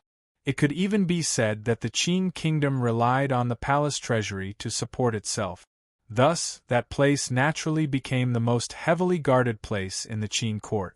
The restrictions were even stricter than in the royal palace. In the legends of the people, it was as if the 5 thunders patrolled the outside and the gods guarded the center. To be able to go to the palace treasury to see the scenery was the lifelong wish of countless commoners. Although the third prince had the honor of a prince, he was still very curious about the palace treasury. Without the emperor's special permission, a prince did not have the right to go to the palace treasury.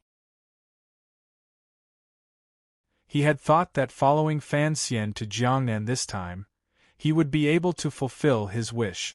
Unexpectedly, Fan Xian had left him in Suzhou.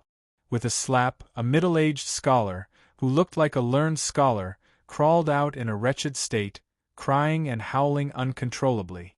The third prince followed him out and cursed viciously. "Father wants Fan Xian to be the teacher. He dares to run. I dares to kick people." The servants in the manor were as silent as cicadas in winter. The imperial envoy had left. Who would dare to offend this young master?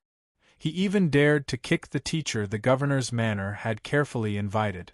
If they said a few more words, wouldn't they be dead for sure? The third prince was angry. Out of the corner of his eye, he saw a person sneakily walking down the corridor. He quickly stopped him and walked over to take a look. He found it was Fan Xian's trusted disciple, Shi Chanli. Although he was arrogant and ruthless, for Fan Xian's sake, he couldn't do anything to Shi Chanli. Curious, he asked, "Where are you going, Sir Shi?" Shi Chanli seemed to jump in fright and said fawningly, "Greetings, Your Highness. I'm going out for a walk." The third prince paused and said, "I haven't seen any fun places in Suzhou. You have to take me." Shi Chanli begged for mercy. "Your Highness, the teacher has strict orders. He has assigned all the homework for the next few days. If you don't finish it, what will happen? Besides, letting teacher know that I brought Her Highness out to play is a great sin." The third prince furrowed his thin brows and huffed coldly. "If you want to do it, then do it. Only—" He looked at Shi Chanli's flickering gaze and smiled. "I have to tell you, if you're not going with the teacher to the palace treasury, what are you doing in Suzhou? And where are you planning to go at this time?" Shi Chanli was stumped by these words. He hesitated for a moment, wanting to say something but then stopped. A moment later, he lowered his voice and smiled bitterly. "It's not like Your Highness doesn't know. I am a pitiful student to be ordered by my teacher to do that trade." The third prince's eyes lit up. Probingly, he asked, "Is Baoyue brothel going to open in Suzhou?" Shi Chanli covered his mouth in surprise. It was as if he was annoyed that he had spilled the beans. The third prince chuckled coldly, but his heart was blooming with joy. He thought to himself that if he could resume his old trade in Suzhou, it would be much happier than sitting in this manner. His shares in the brothel in Jingdou had been forcefully taken by Fan Xian.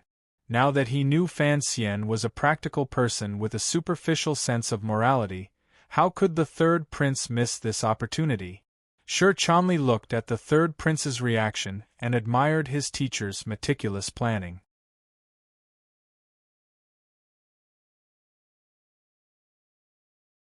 Chapter 348. The world was big, but not as big as the monarch.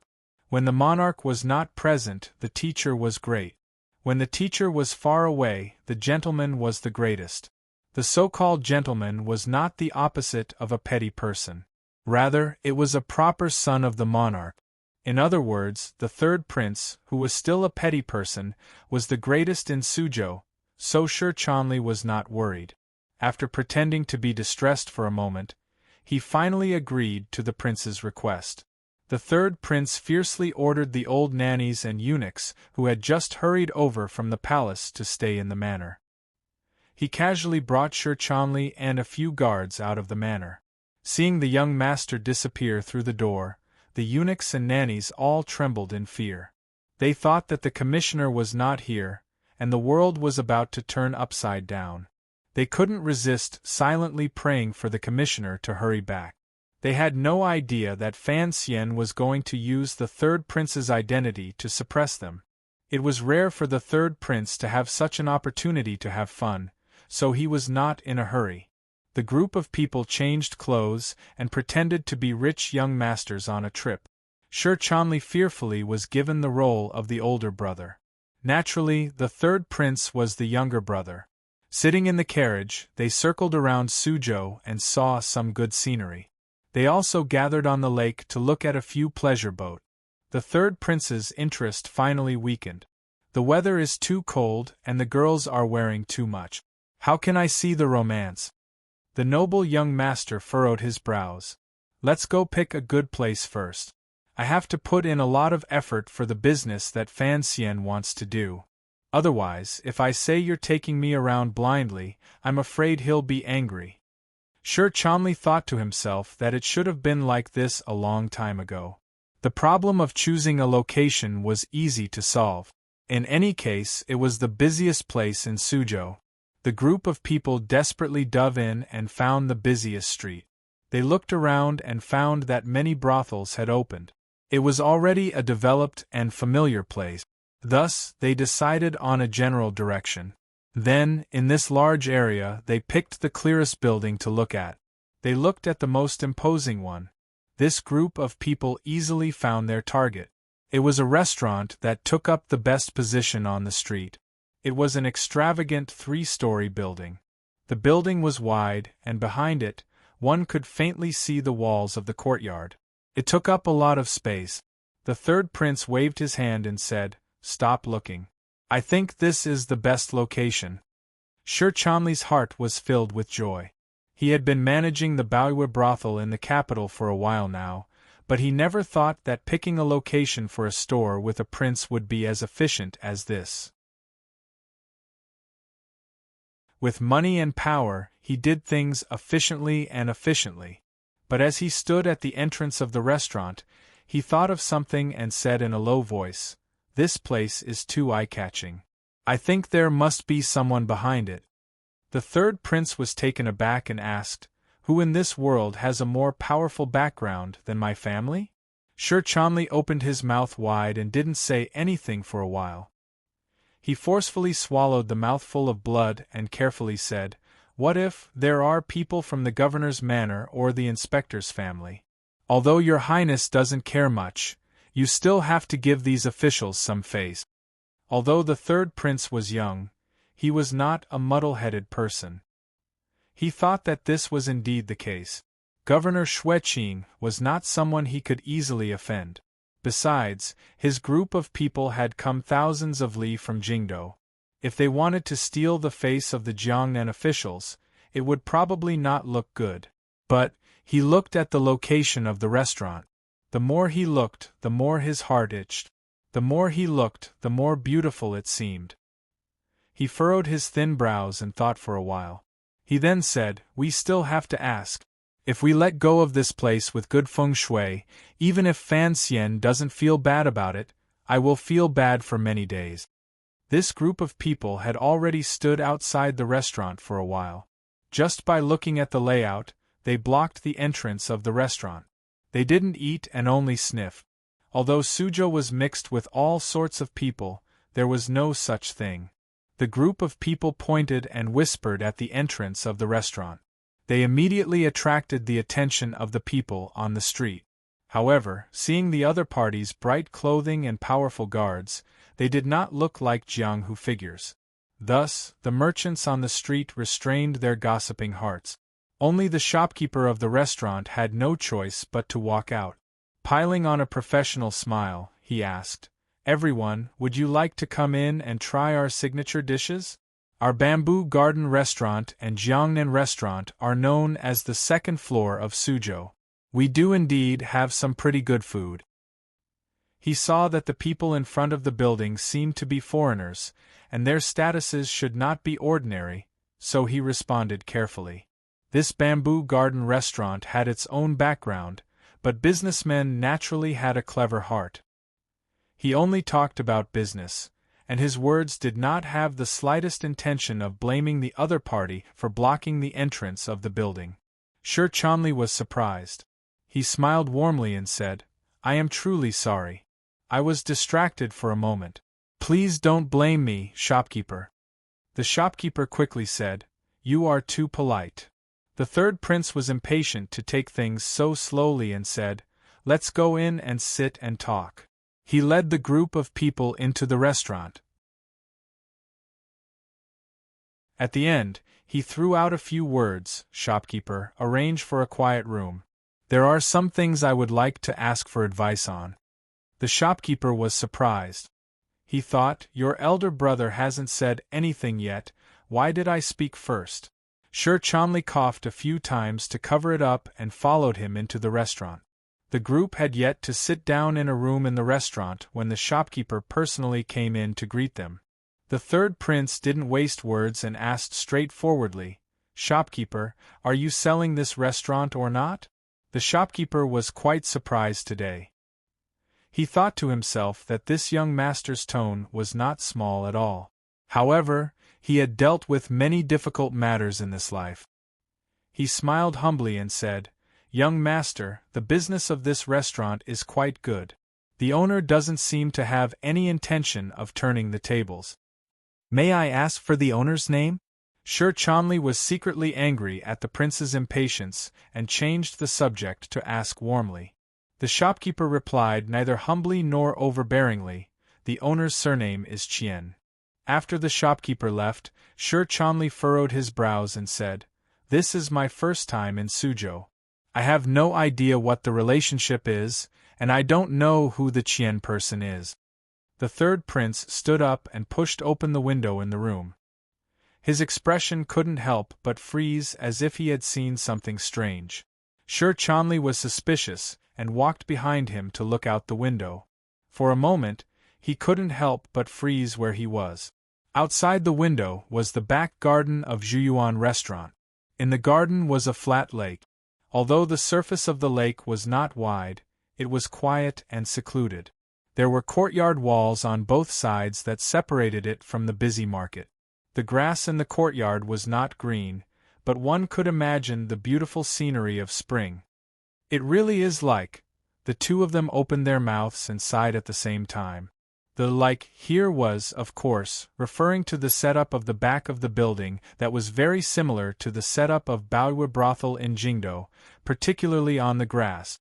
If a few quiet and secluded courtyards were built, they would probably become twins with Baoyue brothel in Jingdo. Looking at the back garden of Zhuyuan restaurant, the two managers of Baoyue brothel were both moved. They had to buy this building. Buy it. The third prince and Sir Chanley spoke at the same time with great tacit understanding. They then chuckled. The rest of the matter was simple.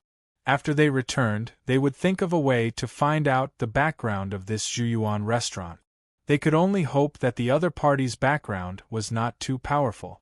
If it involved high-ranking officials, the matter would be more troublesome. The third prince was young, but it was unknown where he got all these size from.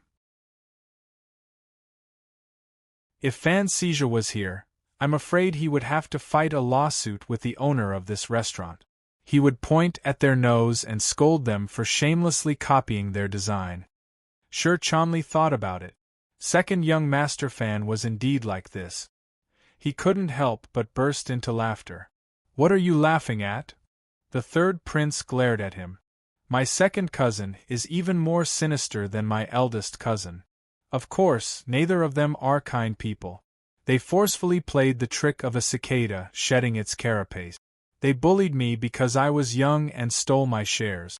Don't forget, you also had a part in this." Sir Chanley shrank back and did not dare to reply. The group of them had a meal in the private room and were very impressed with the culinary skills of this restaurant. The third prince even had the thought of hiring the original chef over. After the meal, just as everyone was preparing to leave, they saw the shopkeeper hurriedly walk into the private room. With a face full of sweat, he bowed again. As he wiped away his sweat, he said in a gentle voice, "Dear guests, earlier we talked about buying the building. Could we discuss it again?" The third prince and his group were very strange. This restaurant's business was clearly very good. Furthermore, when they had asked earlier, the other party had clearly been on guard. Why had their attitude suddenly changed so much? Sir Chonley probingly asked, "Shopkeeper, what do you mean?" The shopkeeper laughed dryly and said, "Earlier, the owner heard of this matter and thought that business has not been as good as in previous years. Since there were honored guests who made a bid, they simply let it out. They only hope that the honored guests can give a suitable price. Also, they hope that after the sale, the honored guests can take good care of this building." Sir Chonley became more and more curious. He was just about to ask something when the third prince said with a smile, "Of course, we are also people who do business. Of course, we will take good care of this building. However, you said a suitable price earlier. What kind of price would be suitable?" The private room immediately fell silent. The shopkeeper's eyes froze. He thought to himself, how dare he ask this young master to make a bid just like that? But the owner didn't have any orders.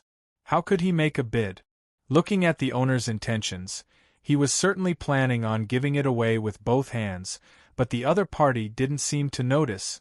Was he going to make a bid himself? The sweat on his forehead seeped faster and faster. His face was red and swollen. It was as if the chilly early spring weather had turned into the middle of the summer. After holding it in for a while, the shopkeeper finally gathered his courage and extended 4 fingers. Sir Chonley paused. The guards in the room paused again. They thought to themselves, 40,000 liang. No matter how famous the lion's head of this place was, it shouldn't be so exorbitant. The shopkeeper saw that the other party didn't respond and felt even more afraid. He quickly pulled back 3 fingers, leaving only his index finger standing pitifully. Sir Chonley almost spat out blood again. This price was really strange. He didn't need to say anything, and in the blink of an eye, it had gone from 40,000 liang to 10,000 liang. After thinking about it, he felt that this price was actually not bad. He nodded and said, "Although 10,000 liang of silver is not much, but—" The shopkeeper's legs went soft and he almost cried. "Mister, you're wrong, you're wrong." Sir Chonley asked in surprise, "How is it wrong?" "It is 1,000 liang." The shopkeeper forced out an innocent smile. "Not 10,000 liang." Sir Chonley swallowed back his 3rd mouthful of blood today. Before he had time to say anything, the third prince had already said, "Bring the contract." Looking at his expression, it seemed that he had a card up his sleeve. The shopkeeper seemed to have long been prepared. He immediately went out to invite a person recognized by the government to enter and began to write the contract. When he wrote down the amount of the transaction, the third prince smiled sweetly and said, 16,000 liang. I won't take advantage of you. I'll give you an extra 20% of the silver. Presumably, your owner won't be willing to sell, so count this 20% as buying medicine for him. Although the third prince was wearing commoner's clothing today, he naturally exuded a noble aura. Although the shopkeeper was greatly surprised, he did not dare to say anything. After writing the contract, the 2 parties pressed their fingerprints and agreed to settle the transaction tomorrow. Carefully seeing this group of people out of the restaurant, the shopkeeper let out a breath and wiped the cold sweat off his forehead with some fear. After calming his mind, he walked to the 3rd floor and entered a quiet room. He handed the contract in his pocket to a young man. This young man's face was clear and upright, and his eyes were warm and spirited. It was the young master of the Ming family who had appeared at the West Lake restaurant in Hangzhou, Ming Lansher. He accepted the contract and glanced at it. A glimmer of hatred and disappointment flashed through his eyes. With the back of his hand, he slapped the shopkeeper across the face. With a slap, the shopkeeper covered his face and looked fearfully at the young master. He didn't know what he had done wrong. Useless thing. Ming Lansher was angry in his heart, but his expression remained warm. A chill seeped through his words. Even if I wanted you to give me money, you wouldn't be able to. After the family meeting, Ming Lansher had stayed in Suzhou. Suddenly, he heard the shopkeeper say that someone wanted to buy the restaurant. Hearing the other person's description and attire, this successor of the Ming family vaguely guessed something. When the waiter later overheard the name Fan Xizha, he immediately confirmed the other person's identity. He reacted quickly and prepared to hand over the Bamboo Garden restaurant with both hands. Unexpectedly, the other person did not take any advantage at all. 16,000 liang of silver was not a small amount. Not only did this amount not take advantage of the Ming family, on the contrary, it was much higher than the market price. But how could the Ming family lack this little bit of money? Ming Lansher wanted to take advantage of the fact that the third prince did not know who the owner of the Bamboo Garden restaurant was to be the first to give this restaurant away, even if it was sold cheaply. His main goal was, of course, to curry favor with the other party. If the other party did not acknowledge this small favor in the future, sending this contract to Jingdo would be proof that Fan Xian and the third prince were using their power to forcefully buy private property. In the future, it would be a good reason for the eldest princess to sue the emperor. Who would have thought that the young third prince would not be willing to take advantage of this? Were the rumors in Jingdo false? Was this prince not as greedy and ruthless as the rumors said? Ming Lansher sank into deep thought. He once again realized that the people the family was going to face this time were truly difficult to grasp. He closed his eyes and thought for a moment. In a quiet voice he ordered, "Sir Fan's thoughts are very simple. He wants to open a brothel. Send down the order. No brothel is allowed to sell girls to them, no matter how high the price." The shopkeeper made a sound of acknowledgement and immediately smiled bitterly. "Young master, it's only our own girls that are not for sale. There are many people in this business in Suzhou. Those people would certainly not want to offend Sir Fan. Do they have good girls in their hands?" Ming Lansher smiled slightly. "The good girls are all in our Yuan master's hands. Let them go buy them. How can leftovers attract customers?" A carriage left the Bamboo Garden restaurant. The surrounding merchants did not know that the Ming family had suffered a loss. This most famous restaurant in Suzhou was going to change hands tomorrow. Although Shi Chanli rarely did such shady things, he had finally come to his senses. Furrowing his brows, he said, "Your Highness, it looks like they know your identity." A glimmer of annoyance flashed across the third prince's childish face. "At least they are smart." Shi Chanli thought for a bit and couldn't resist opening his mouth to ask, "Your Highness, the price they offered earlier was 1,000 liang. Why do I have to raise the price myself?" The third prince smiled coldly. "Those who are unaccountably solicitous are hiding evil intentions. After guessing my identity, they wish they could offer up this restaurant with both hands. What about in the future?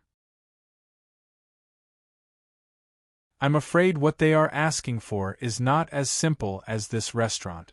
If they put on a smiling face, of course it would not be good for us to slap them in the face, but there is also no need to put our faces up to be intimate with them. How many people in this world have the right to make friends with me?"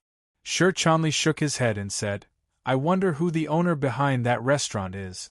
They sure see the opportunity quickly." The third prince said, "Who cares who they are?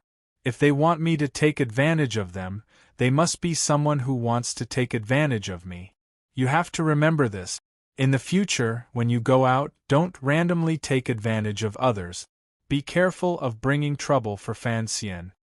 Shi Chanli admired the little prince in front of him from the bottom of his heart. He sighed in admiration and said, "Your Highness's words are simple, but they are very deep.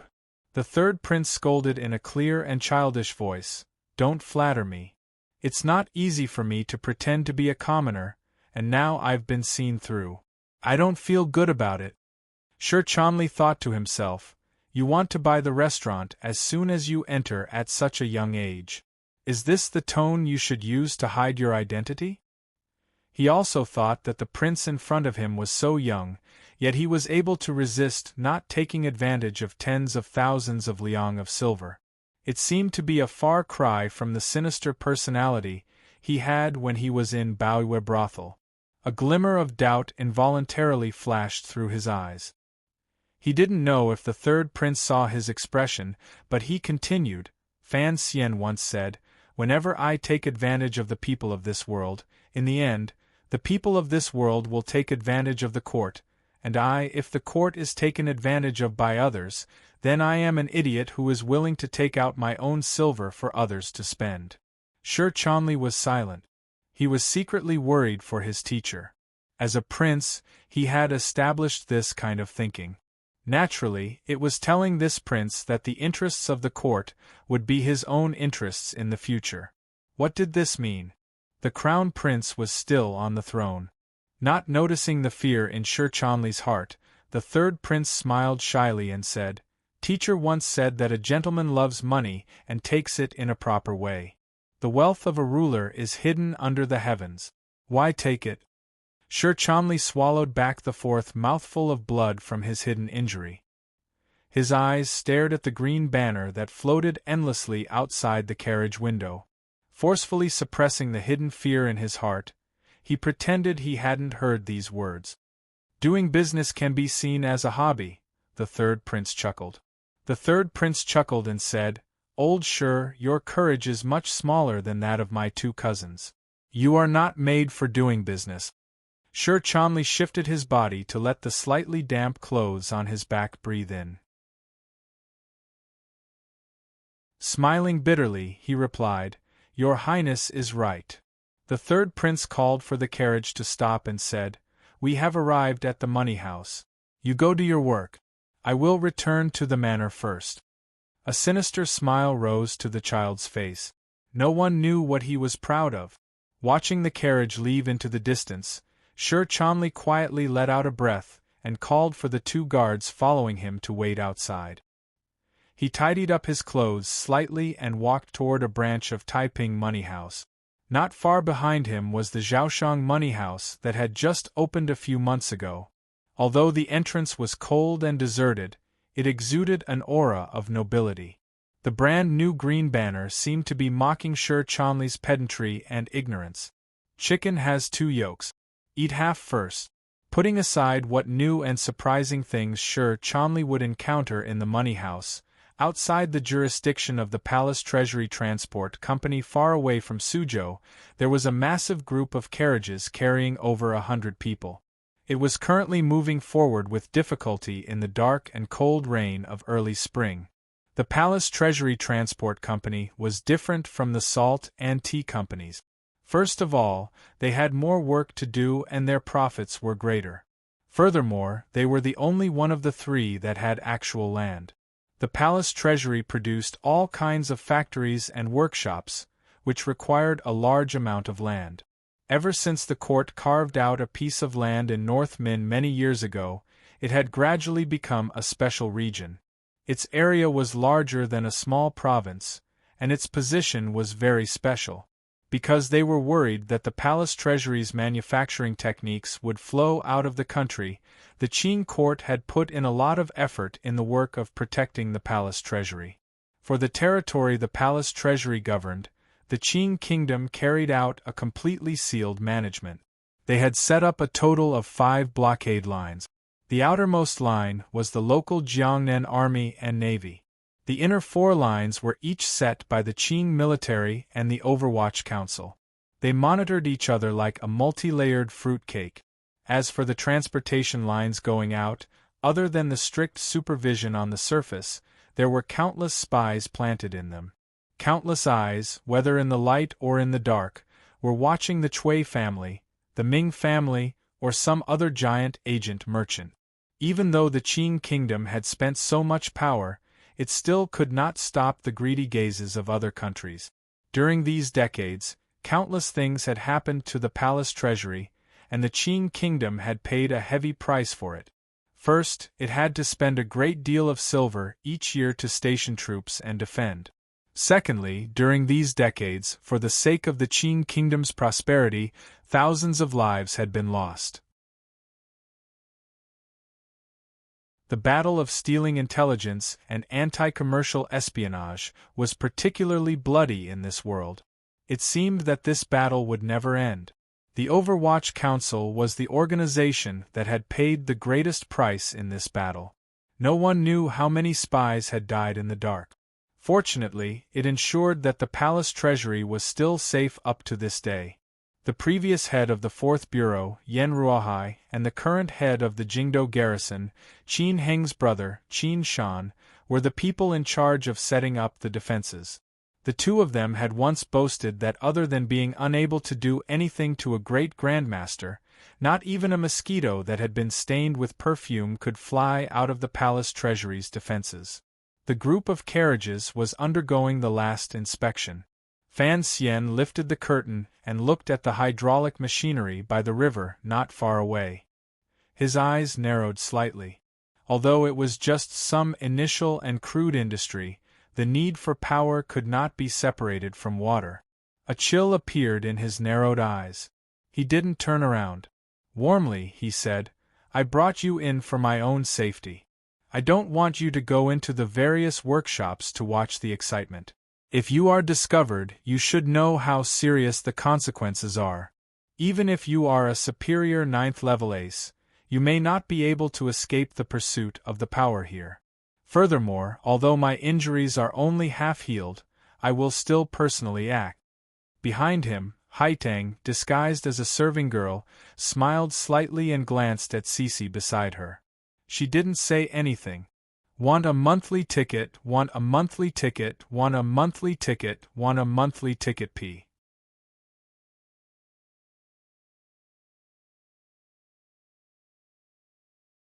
Chapter 349. Fan Xian's gaze leaped over the green trees by the side of the road, the endless fields behind the trees, and the flowing river not far away. He moved further and further, as if he wanted to see through everything here. Finally, his gaze landed lightly on the large workshop where the river flowed to. There was smoke rising into the air, but it was not the faint green smoke of a farmhouse. Rather, it was black smoke with a familiar smell. Was it a blast furnace? The commoners of this large area had all been recruited by the court to work in the palace treasury. The wages were much higher than growing grain, so there was less interest in taking care of the field. In the large fertile field, weeds and first rice struggled to grow. It looked somewhat messy. Fan Xian took a deep breath and smelled the fresh scent in the air. He relaxed. It seemed that the environmental pollution here was not as bad as he had thought. Of course, further away in the Tongshan mine, the environment was certainly much worse than here. Looking at the scene in front of him, it seemed that a feeling that had left him for many years gradually returned to his mind. However, that feeling was still gentle and not turbulent. It made him feel somewhat lost. Last September, he had always felt that there was something deep in his heart that he longed for, but he had never been able to find it. Seeing that he was lost in thought, Haitang's hands were in her sleeves like an old man's. She furrowed her brows and looked at the handsome face by the window. She also sank into deep thought. What did this young and powerful official want to do? How do you feel? She saw that Fan Xian's mood was not at peace today and asked with a smile.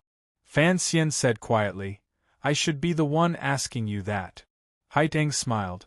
"It is indeed a rare sight. I had never thought that the Qing kingdom's palace treasury would be so large. I couldn't even name the things I saw earlier." Fan Xian replied, "Look at it. I don't think you'll be able to go back and make one." A strange light appeared in Haitang's eyes. She smiled and asked, "You have that much confidence in the palace treasury?" Fan Xian was slightly startled. He then quietly replied, It's not that I have confidence in the palace treasury. It's just that these things should not have appeared in this world. If you can learn to make them just by looking at the outside, then there's something fishy." She seemed to have thought of something, and fell silent. After a while, she said, "The people in the palace treasury are all trusted aides of Xinjiang. How do you plan on taking over?" Fan Xian raised his eyebrows and a faint smile appeared on his face. "No matter whose people they are all mine now." Haiteng glanced at him suspiciously. "Do you really intend to fight to the death with him?" Fan Xian fell silent. A moment later, he said in a heavy voice, "This question of yours seems to have come a little too late." Haiteng furrowed her brows. "I believe that your mother-in-law isn't a foolish person. She can't see the current situation clearly. Logically speaking, both you and her have the desire to renegotiate and live together. Moreover, with benefits at hand, it seems that neither side wants to see you and her shed all pretense of cordiality. If I don't shed all pretense of cordiality with her, I think you and the Northern Qi Emperor won't be willing to see it." Fan Xian smiled mockingly and said, "Relax, I won't join forces with my mother-in-law again to bully the orphans and widows in the north." Haiteng was silent. She didn't know if she believed him or not. Fan Xian wasn't worried about Northern Qi's attitude. After all, as long as the palace treasury existed, the Northern Qi people would have to rely on him. As for what Haiteng said earlier, it wasn't without reason. In the eyes of the important figures who played politics, any hatred from the past could be cast aside in the face of a large enough bargaining chip. This was especially true when Fan Xian and the eldest princess had won or acting as a lubricant between them. In the eyes of the common people, as long as the eldest princess was willing to make concessions, Fan Xian had no reason not to accept the peace talks. In reality, the eldest princess had already made concessions. After the assassination in Song Mountain, the most beautiful lady in the kingdom of Qing had truly felt Fan Xian's great power. She had written a number of letters and tried in this direction. It was just that Fan Xian hadn't accepted it. "Calm your heart." Fan Xian didn't withdraw his gaze from outside the carriage. He said quietly, "The eldest princess is already willing to accept the fact that I control the palace treasury, but I don't care." Haiteng suddenly raised her head. Her bright eyes stared at Fan Xian's back. She didn't know why he would refuse Xinjiang's compromise. Fan Xian explained quietly, "She wants a 30% share so she can cooperate with me to easily take over the palace treasury. This condition isn't harsh." Haiteng furrowed her brows. After a moment of silence, she said, "Not only is it not harsh, it can already be considered a very sincere condition. Originally, from the standpoint of the Qi court, the more you and the eldest princess get into conflict, the better it is for us. But from the standpoint of a friend, I want to give you a piece of advice. When all is said and done, your power was given to you by the Qing royal family. After all, she is your mother-in-law. There is no reason not to accept such a good condition." Fan Xian laughed self-mockingly. "Is that so? I don't think so. Perhaps it is from my very bones that I believe that in the matter of the palace treasury, I will not allow anyone to fight with me." "Why?" Haiteng still couldn't figure out what he was thinking. "This is the business my mother left behind." Fan Xian smiled warmly. "I don't have her ability, so I can only be a second-generation ancestor. But I can't ruin this family." The carriage fell silent. After a long time, Haiteng said quietly, "But the present palace treasury still belongs to the Qing court." "The court is nothing more than an illusory image," Fan Xian said. "What is the court? The emperor? The officials? The empress dowager? Or the common people?" He finally said, "The key is to see what kind of use the palace treasury will have in my hands and what the silver can be used for. If the court does not use it well, then I will use it on behalf of the court. I will turn this illusory image into the real words of the common people." Haiteng smiled slightly and said, "You're used to playing the role of a saint again." Fan Xian smiled and replied, "I told Yan Bingyun before that occasionally playing the role of a saint is a very beneficial supplement to one's spiritual world." After bringing out the secret negotiations he had with the eldest princess and giving Haiteng a peace of mind, Fan Xian once again fell silent. He looked at the scenery outside the carriage in a daze. The water wheels by the river, the sound of some kind of mechanism in the workshop, and the black smoke rising from the furnaces in the distance were all urging the unknown desire in his heart. "Sir, we've arrived." The humble voice of the Palace Treasury Transport Company official roused Fan Xian from his thoughts. He looked with confusion at the two women in the carriage. Only now did he know that the Palace Treasury Transport Company had arrived. He quickly tidied his clothes, lifted the curtain, and jumped out. He jumped out and did not maintain the bearing that an official should have by slowly and steadily walking down. Just this action displayed the strange nervousness and excitement in Fan Xian's heart. After all, he had finally arrived at the palace treasury, the place where his mother had made her fortune. How could he still maintain his usual calm? His feet landed on the hard ground. Fan Xian narrowed his eyes slightly and examined everything around him. He found that by the side of the street was a normal yamen. It was not at all the bustling scene of the Great Leap Forward that he had imagined. The street was rather quiet.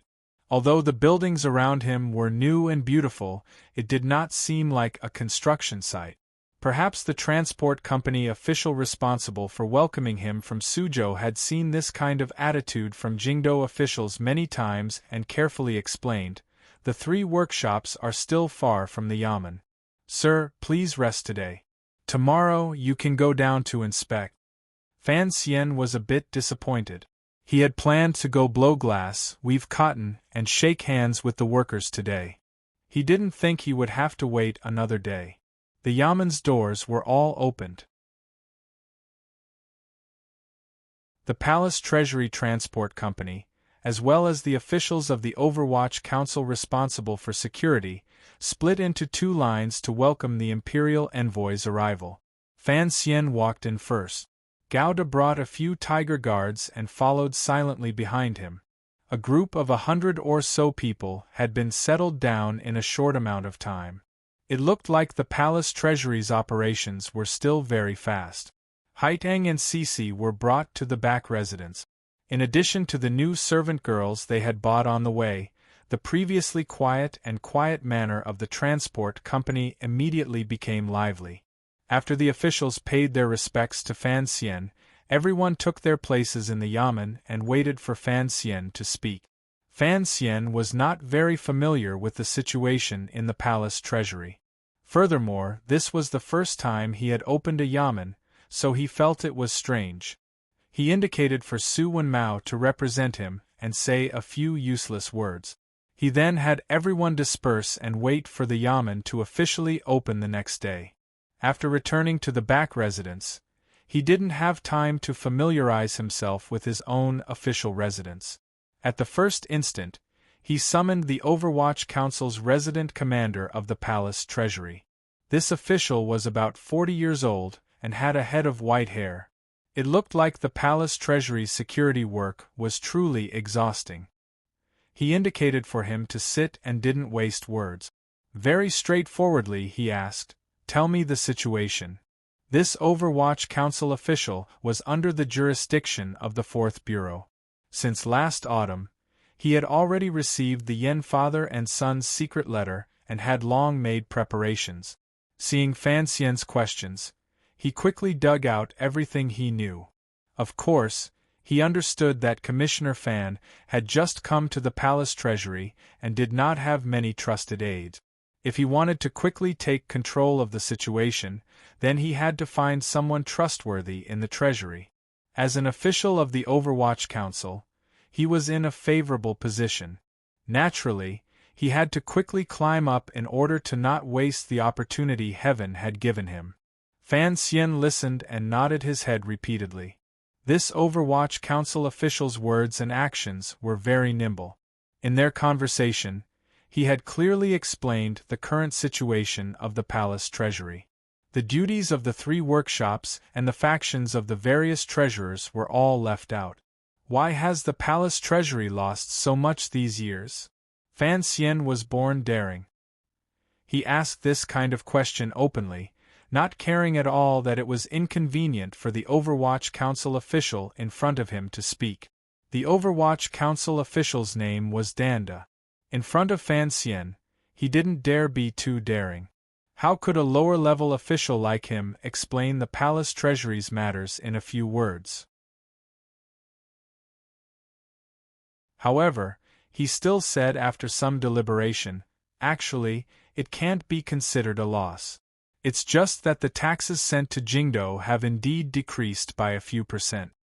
Fan Xian smiled bitterly and helplessly. For an old hen that gives birth to a golden chicken to earn less and less each year, what's the difference between that and a loss? I don't know how the previous one managed it. The previous head of the Palace Treasury Transport Company was the cousin of the eldest princess chief strategist, Huang Yi, in Xinyang's Li Palace, Sir Huang Wanshu. When Fan Xian took over the palace treasury, he did not meet with this Sir Huang. The two sides were like fire and water, so he was too lazy to go through the formalities of taking over. They were both single people. Danda didn't follow up on his words to belittle the eldest princess. Sincerely, he said, the reason the profits have decreased year after year is because the 3 workshops' expenses are increasing. Including the masters of the workshops, the treasurers take too much. Secondly, there have been some problems with the export channels. The pirates on the sea are too rampant. I don't dare to say too much, but at least 1 or 2 out of 10 halts are lost on the sea. Thirdly, there is the problem of supplies to northern Qi. A few years ago the accounts were too messy. I don't know how much the Chui family took with them, but no one dared to investigate this matter. Fortunately, the commissioner made a move and investigated the Chui family before the year.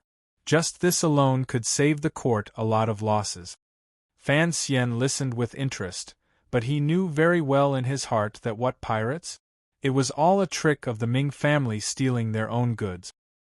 He looked at Danda, wanting to say something but then hesitating. He asked curiously, "What other reasons are there?" Danda glanced at him and smiled bitterly. Also, the council's expenses have increased too quickly these years. As you know, the majority of the council's expenses come directly from the palace treasury. The palace's expenses haven't increased much these years. On the contrary, it's the council that spends too much. Adding on the things I mentioned earlier, with this cut, no matter how much the palace treasury can earn money for the court, it's no longer as grand as it was in the past. Fan Xian sucked in a cold breath. He had not thought that the Overwatch Council was also one of the palace treasury's vampires. Thinking about it, the brothers of the Third Bureau researched weapons of mass destruction every day, and the crows of the Second Bureau searched all over the world for information. No matter how they disguised it, they would always need financial support. Not to mention the Fifth and Sixth Bureau, these 2 black hole yamens that had no construction and only knew how to destroy and suck in money. Of course, even if these council matters didn't count, he had played in Chun Garden many times. That old cripple had raised so many beautiful women and lived a luxurious life comparable to that of an emperor. He shook his head and smiled bitterly. Let's not talk about the council's matters for now. If it gets out, it'll be embarrassing. Just investigate those routes. Danda and Su Wenmao, who was behind Fan Xian, couldn't resist laughing. They thought to themselves that the commissioner spoke very directly. I'll take care of the problem of the distribution channels and the problem of the pirates. Fan Xian stared into Danda's eyes. 2 out of the 4 evils have been removed. I just don't understand how the treasurers of the 3 large workshops can be mentioned in the same breath as these abuses.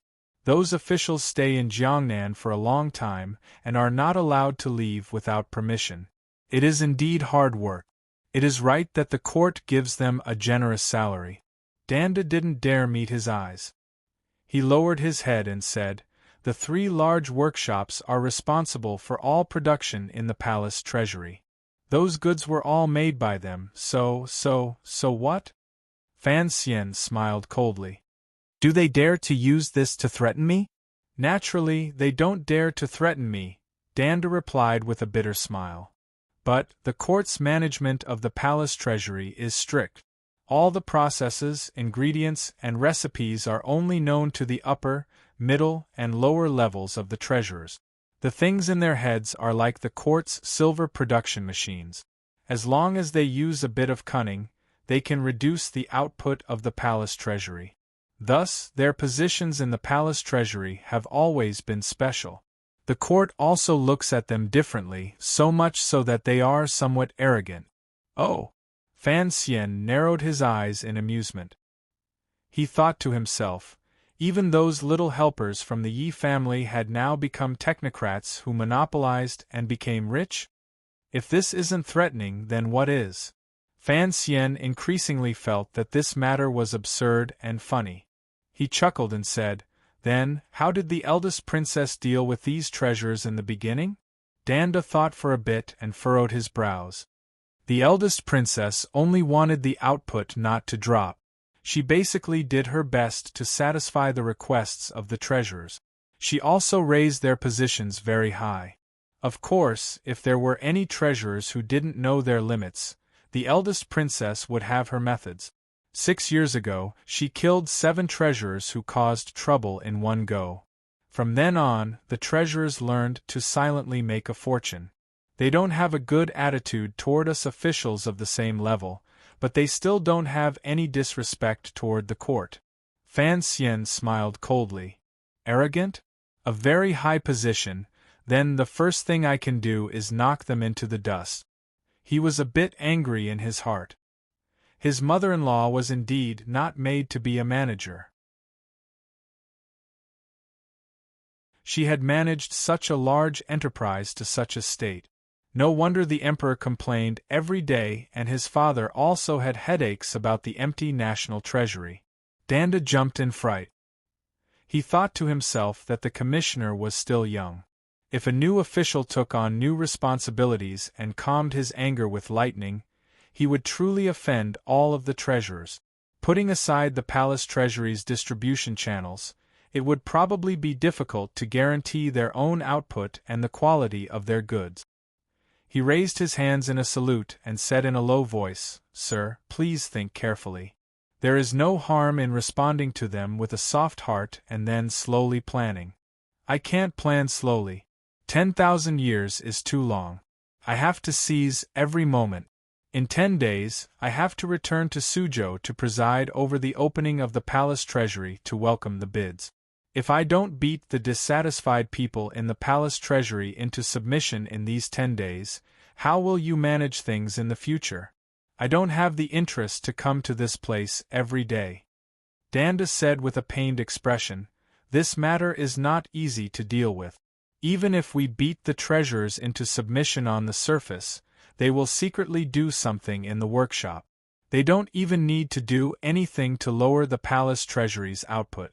If we investigate, we won't be able to find anything. In the end, I'm afraid this responsibility will still have to be shouldered by you." Fan Xian somewhat admired this person's straightforward attitude. The atmosphere of the Overwatch Council officials was indeed much better than that of the Jiangnan Road officials. He waved his hand to stop the other party's admonition and smiled. "Don't be afraid. After killing Butcher Zhang, do we have to eat furred pigs?" Danda and Su Wenmao paused. They didn't know where the commissioner got his confidence from. The treasurers were in charge of production. This was not something the Overwatch Council was good at. Suddenly, Su Wenmao's mind moved. He remembered that the palace treasury had once been the property of the Yi family, and he was a descendant of the Yi family. Did the commissioner have his own way? Fan Xian didn't explain anything. He only had them prepare for the true opening of the yamen tomorrow. He himself went to the rear courtyard and ate 2 bowls of porridge unhappily. He then sincerely invited Haitang to walk with him to the 3 large workshops at night. A subordinate had already helped him get a pass. Even if he didn't reveal his identity at night, there shouldn't be any problems. The reason he had called Haitang to go with him was not because he was kind and wanted to extend the glory of the palace treasury to northern Qi. It was purely because he needed a powerful bodyguard like Haitang. The rooster crowed and the sky turned white. A shadow floated by the back wall of the Palace Treasury Transport Company's manor. Fan Xian and Haitang had finished a night of exploration and returned to the study. Fan Xian's face was heavy. He furrowed his brows and said, singing every night, "Corrupt management, are these 2 words?" Haitang was still immersed in shock. Tonight, she had followed Fan Xian around the 3 large workshops. Although she hadn't come into contact with the military or anything like that, she was still shocked by what she had seen and heard. So, cotton was made using that kind of spinning machine. Furthermore, it didn't use human power, but water power. How could the power of a river be so tamed? Thinking back to what she had seen and heard tonight, she felt even more admiration for the mistress of the Yi family, who had long disappeared in the long river of history. Her gaze toward Fan Xian also burned a little hotter. Wasn't Fan Xian the son of the mistress of the Yi family? Fan Xian was not as shocked as she was. His initial sense of novelty had worn off. Although he still felt the joy of admiring his mother's legacy, the treasury of the Qing kingdom was probably not even as good as the village enterprises of his previous life. It was just some very basic things. If it were not for the Qing emperor's intelligence and how he kept a close eye on all the industries, they would probably not be as valuable as they were in the past. However, it was just shunned and they couldn't even produce refrigerators. How could Fan Xian be surprised? What he was surprised about was another matter. The treasurers of the palace treasury indeed lived extravagantly. His heart couldn't help but itch. If he swallowed the silver these people ate into his stomach, how much money would that be? As for the things that the eldest princess was worried about, he was not too worried. What bullsh** T technical monopoly? It wasn't a particularly difficult way to survive. Although he had not come from a science background, blowing a few glasses was not too much of a problem. Most importantly, he had people behind him. Knowledge was power. Knowledge was confidence. Knowledge was silver. This was the powerful understanding Fan Xian had developed on his first day in the palace treasury. To be continued. If you want to know what happened next, please log on to www.cmfu.com. More chapters. Support the author. Support original reading.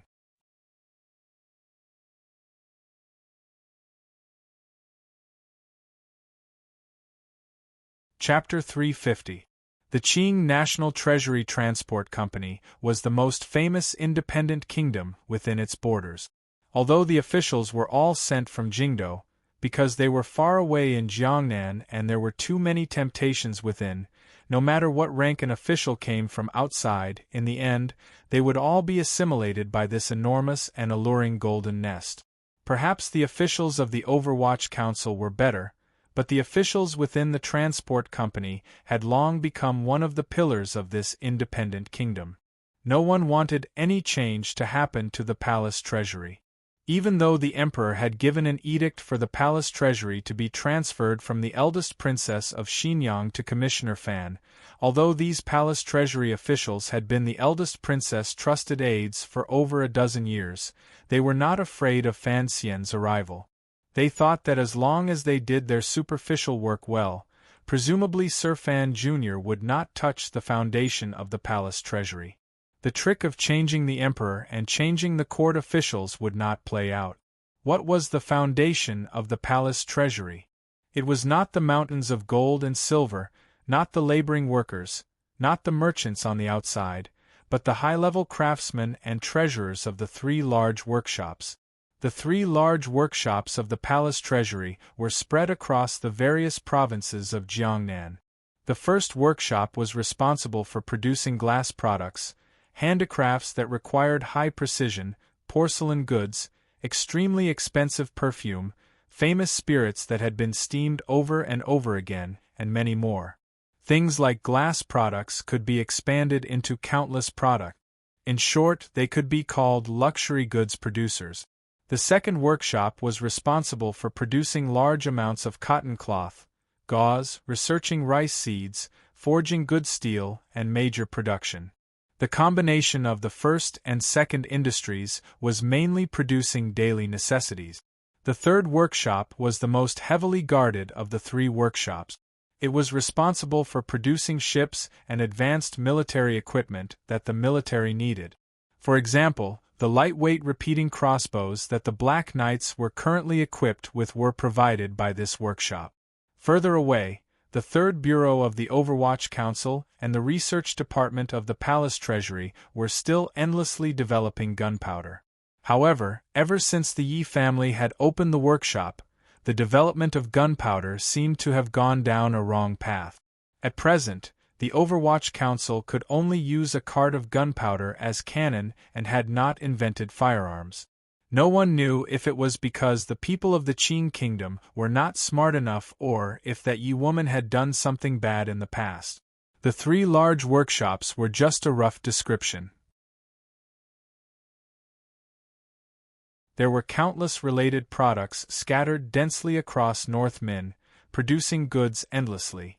Then, they were picked up by private merchants and distributed to northern Qi, Dongyi, small vassal states, and wild kingdoms beyond the ocean. They greedily and violently seized the money and food of the entire world. At the same time, they spread a better quality of life and more luxurious enjoyment to the entire world. After the Yi family was taken into the palace treasury, although the various industries were greatly impacted, their legacy remained. Furthermore, the various levels of treasurers had brought out a great deal of wisdom to bring the Yi family's industries to greater heights.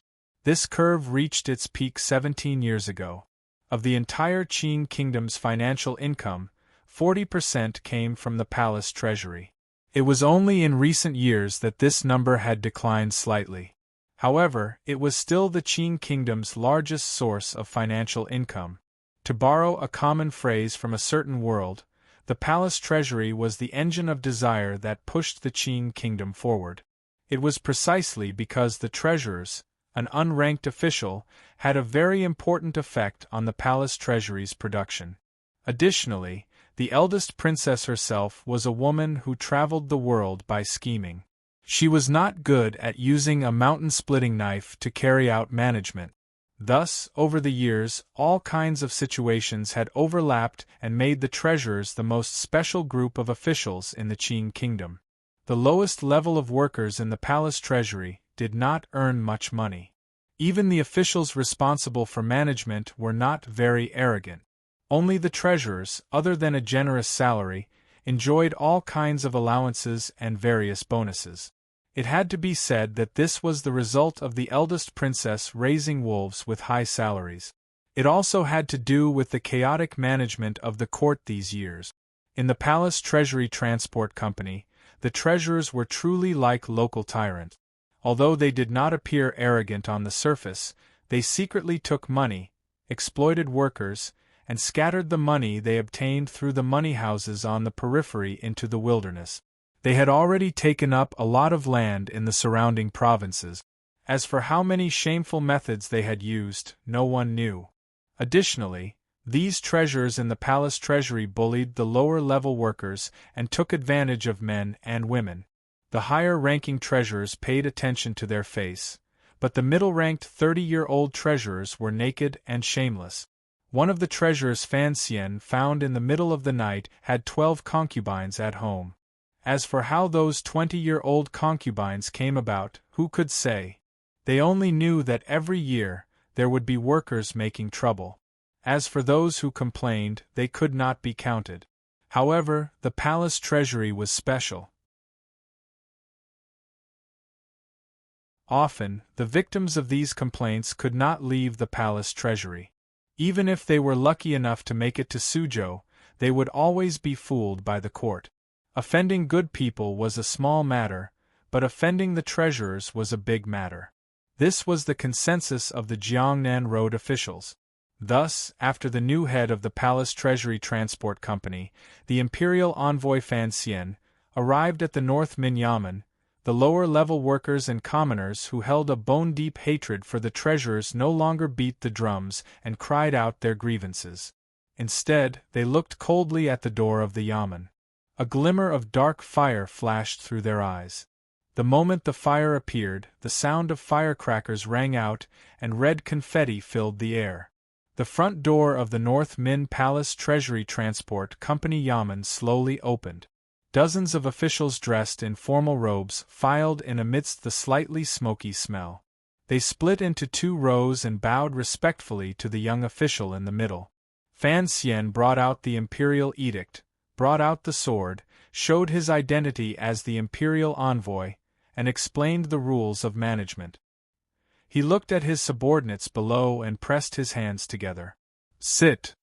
Thank you for the seat." The officials of the palace treasury tidied up their clothing and sat down. There were not enough seats in the yamen, so some of the lower-level officials stood at the back. Everyone looked at the warm smile on Sir Fan Jr.'s face and felt slightly reassured.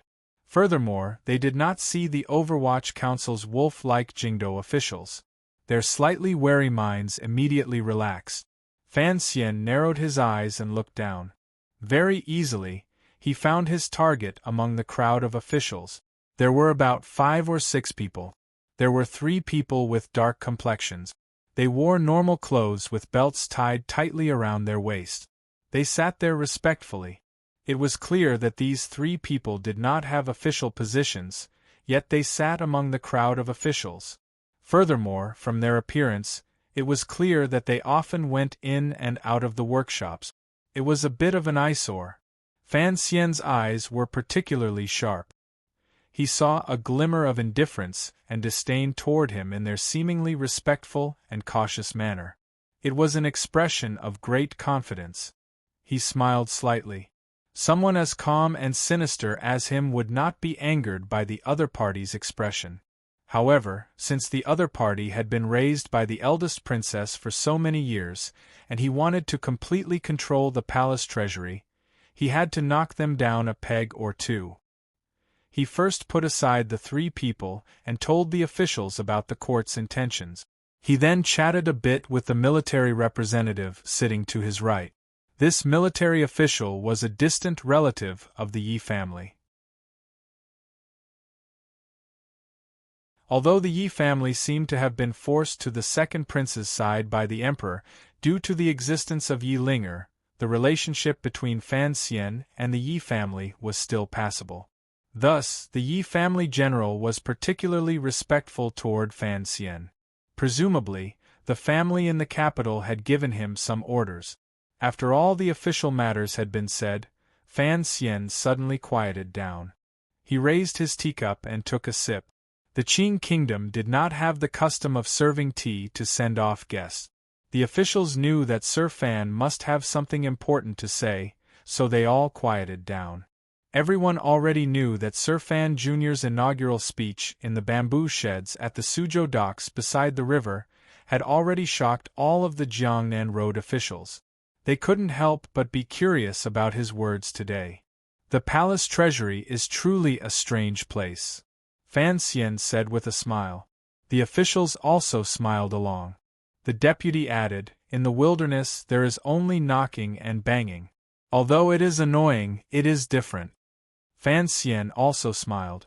"I thought the reason it was strange was because, on this trip south by imperial edict, every time I opened the yamen and revealed my identity, there would always be a local victim who would beat the drum and cry out their grievances, saying that the local officials had done many illegal things. I didn't expect that after opening the yamen for half a day, in such a large place, there would not be a single commoner who would submit a petition." The officials paused and silently cursed. "You've been stealthily heading south. What kind of grievances are there?" But for Fan Xian to say this, there must be something else. They couldn't help but feel their hearts rise. Of course, Fan Xian's words were nonsense. It was just a prelude.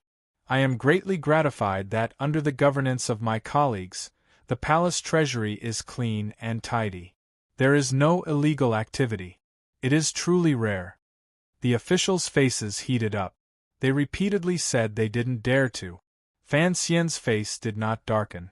He only smiled and said, "But there is another question.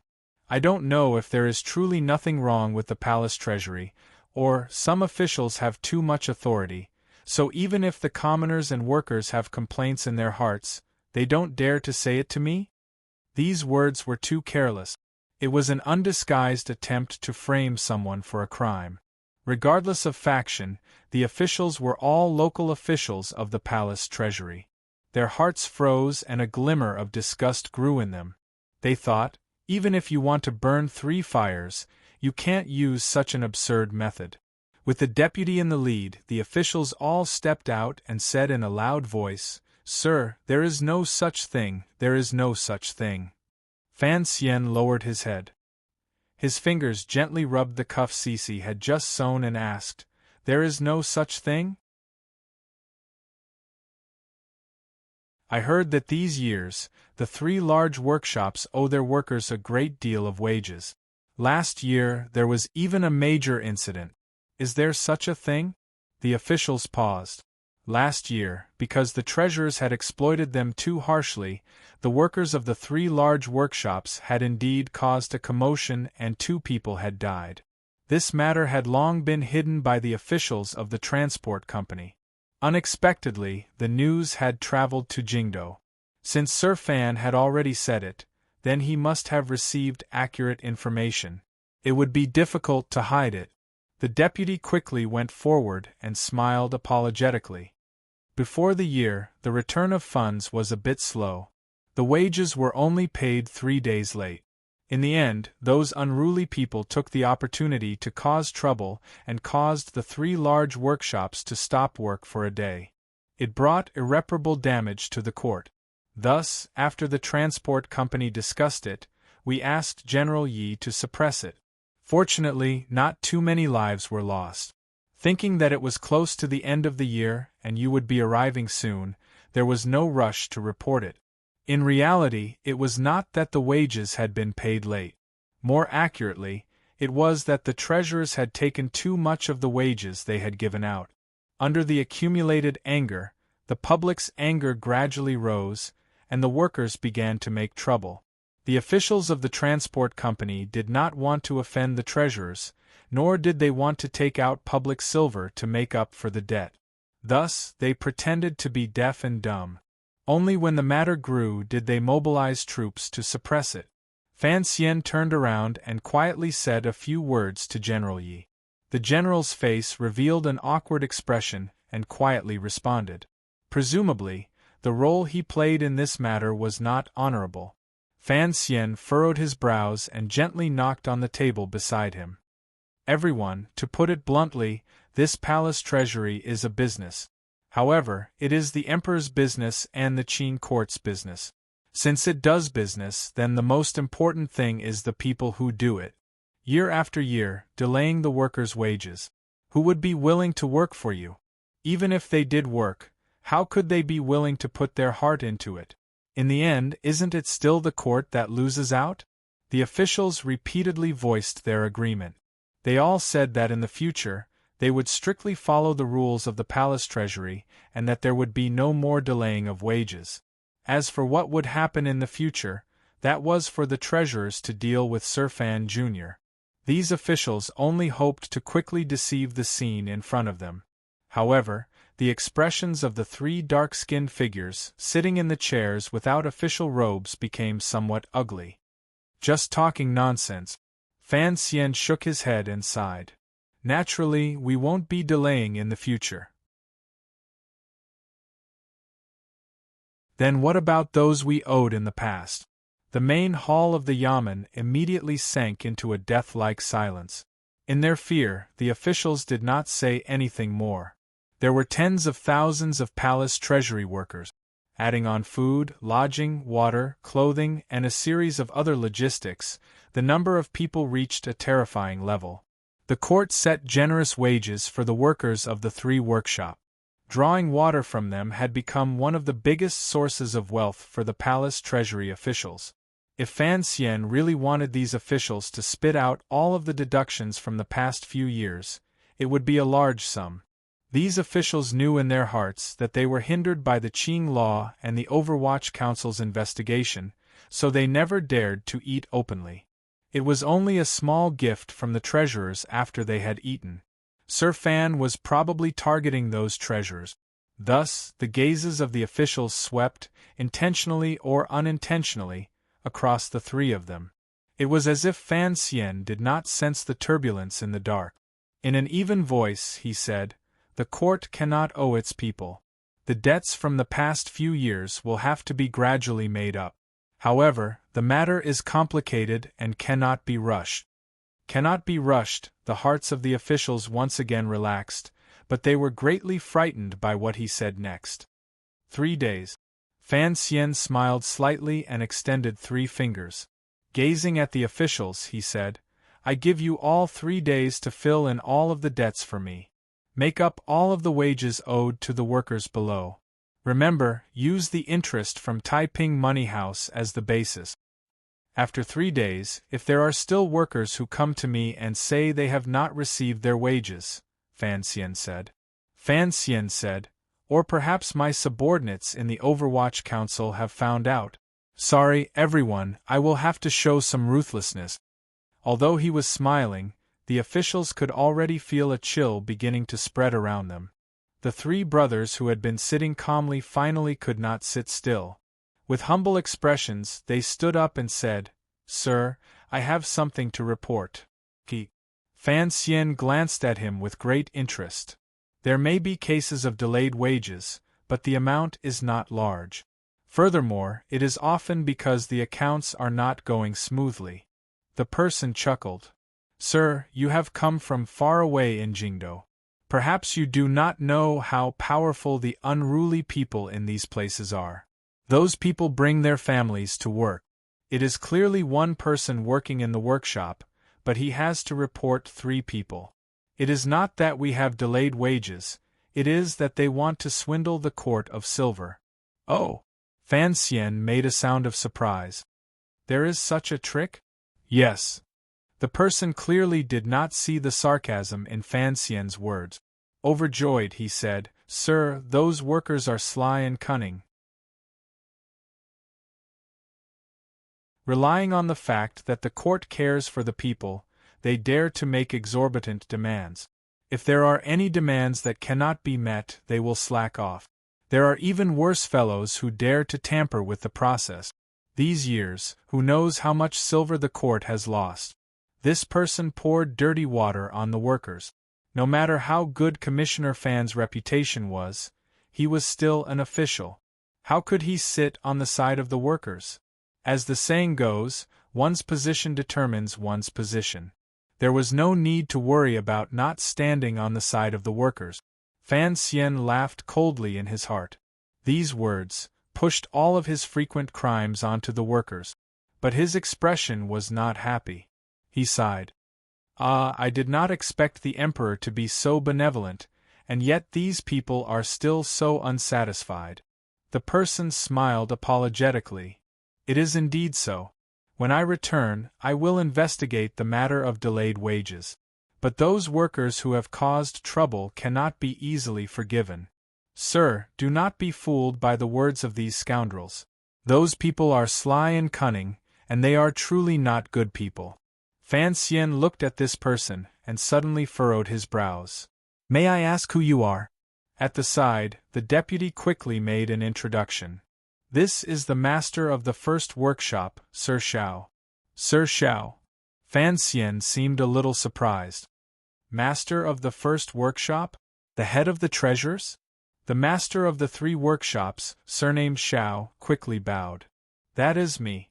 Fan Xian stared at him for a moment and suddenly opened his mouth. "You are a mere master, nothing more than a little treasurer. The court has given you an unranked rank. You don't even have an official position. How dare you call yourself a lowly official in front of me?" Everyone was startled. His voice suddenly became cold. "You keep calling yourself a lowly official. What kind of official are you?" This is the first time the yamen has opened its doors. You, a mere master, are not waiting outside to be summoned. Instead, you dare to barge into the hall and sit among the court officials. How dare you? Dare I ask, what kind of bastard and daring thing are you? The hall was silent for a long time. It was not until a long time later that the officials heard clearly that Sir Fan was cursing. Immediately, the hall exploded with a roar. How could this be? Ever since the palace treasury had been returned to the royal family, this was the first time someone had pointed at the faces of the masters of the 3 workshops and cursed. Even the eldest princess, who had come to the North Min Yamen for the first time after taking over the palace treasury, was very gentle toward the 3 masters of the 3 workshops. How could Sir Fan dare to curse them? The master of the first workshop, Sir Shao, was also stunned. He had not thought that even if Sir Fan did not want to win him over, he would not give him face and curse him so fiercely. He gave a muffled grunt and his expression immediately became ugly. However, facing a proper prince, he did not dare to say anything. He resentfully raised his hands in a salute and returned to his seat to be a quiet bodhisattva. Remove his seat. Fan Xian narrowed his eyes and furrowed his brows into a beautiful little circle. In an even voice, he said, "There is no seat for him in front of me." Sir Fan. The master flew into a rage. Before his buttocks had even touched the seat, he straightened his body again. Forcefully suppressing the anger in his heart, he said, "Don't go too far." Fan Xian completely ignored this person. He drank his tea and chatted with the awkward-looking General Yi and the deputy beside him. As they spoke, the Overwatch Council officials beside him had already gone down. They pushed Sir Shao to the side and removed his seat. Thus, the matter became serious. Not only did the officials below all come out to plead for leniency, even General Yi lowered his voice and said by Fan Xian's ear, "Young Master Fan, leave them some face." Leave them some face? Fan Xian smiled and said, "Today, I have come especially to rip their faces off." General Yi was stupefied and didn't continue to speak. Ever since the opening of the palace treasury yamen, the masters of the 3 workshops all had their own seats in the yamen. Their positions were special, and no one had ever humiliated their existence like this. Seeing the master of the first workshop being humiliated, the other 2 masters of the 3rd workshop could no longer sit still. They rose to stand beside Sir Shao and said to Fan Xian in a cold voice, "Since you think there is no place for us in the yamen, why don't we remove it together? In any case, the 3 workshops are nothing more than lowly people." They were not acting out of spite. They were using the 3 workshops to pressure others. Fan Xian raised his head and looked at the 3 masters standing in a row in front of him. He smiled slightly and said, "Of course we will remove it together. Do you think there will still be a place for you? Of course, the 3 workshops are not all lowly people, but since you have all admitted it, I will believe you." Sir. The masters of the 3 workshops had not expected Fan Xian to press forward step by step. His words did not leave any room for retreat. Only now did they know that he was not only trying to establish his might, he was trying to kill them all. But what confidence did Fan Xian have? Did he really want to see the 3 workshops collapse? The tone of the masters of the 3 workshops once again became ruthless. "Sir, how have the 3 workshops offended you?" Exploiting wages, bullying men and women, using skills to threaten the court, disrespecting me, of course.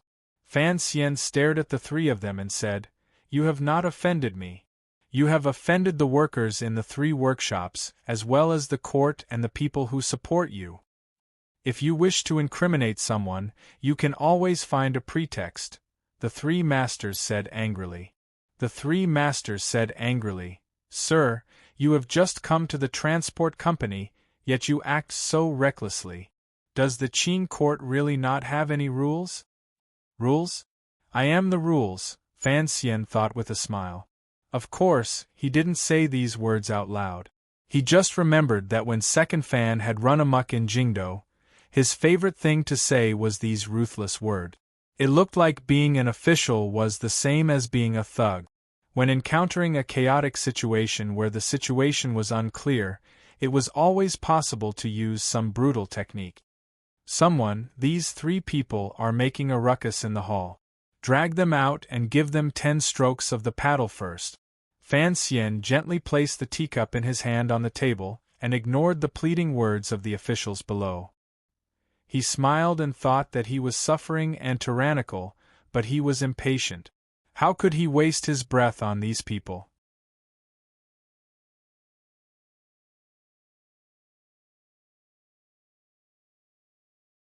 Chapter 351. Pa pa pa pa. The sound was crisp. It was not like the muffled sound of the cane landing on the bodies of the imperial censorate outside the royal palace. Instead, it was like someone was beating the beat to a piece of music with a strong sense of rhythm. The beat only fell 10 times before it ended.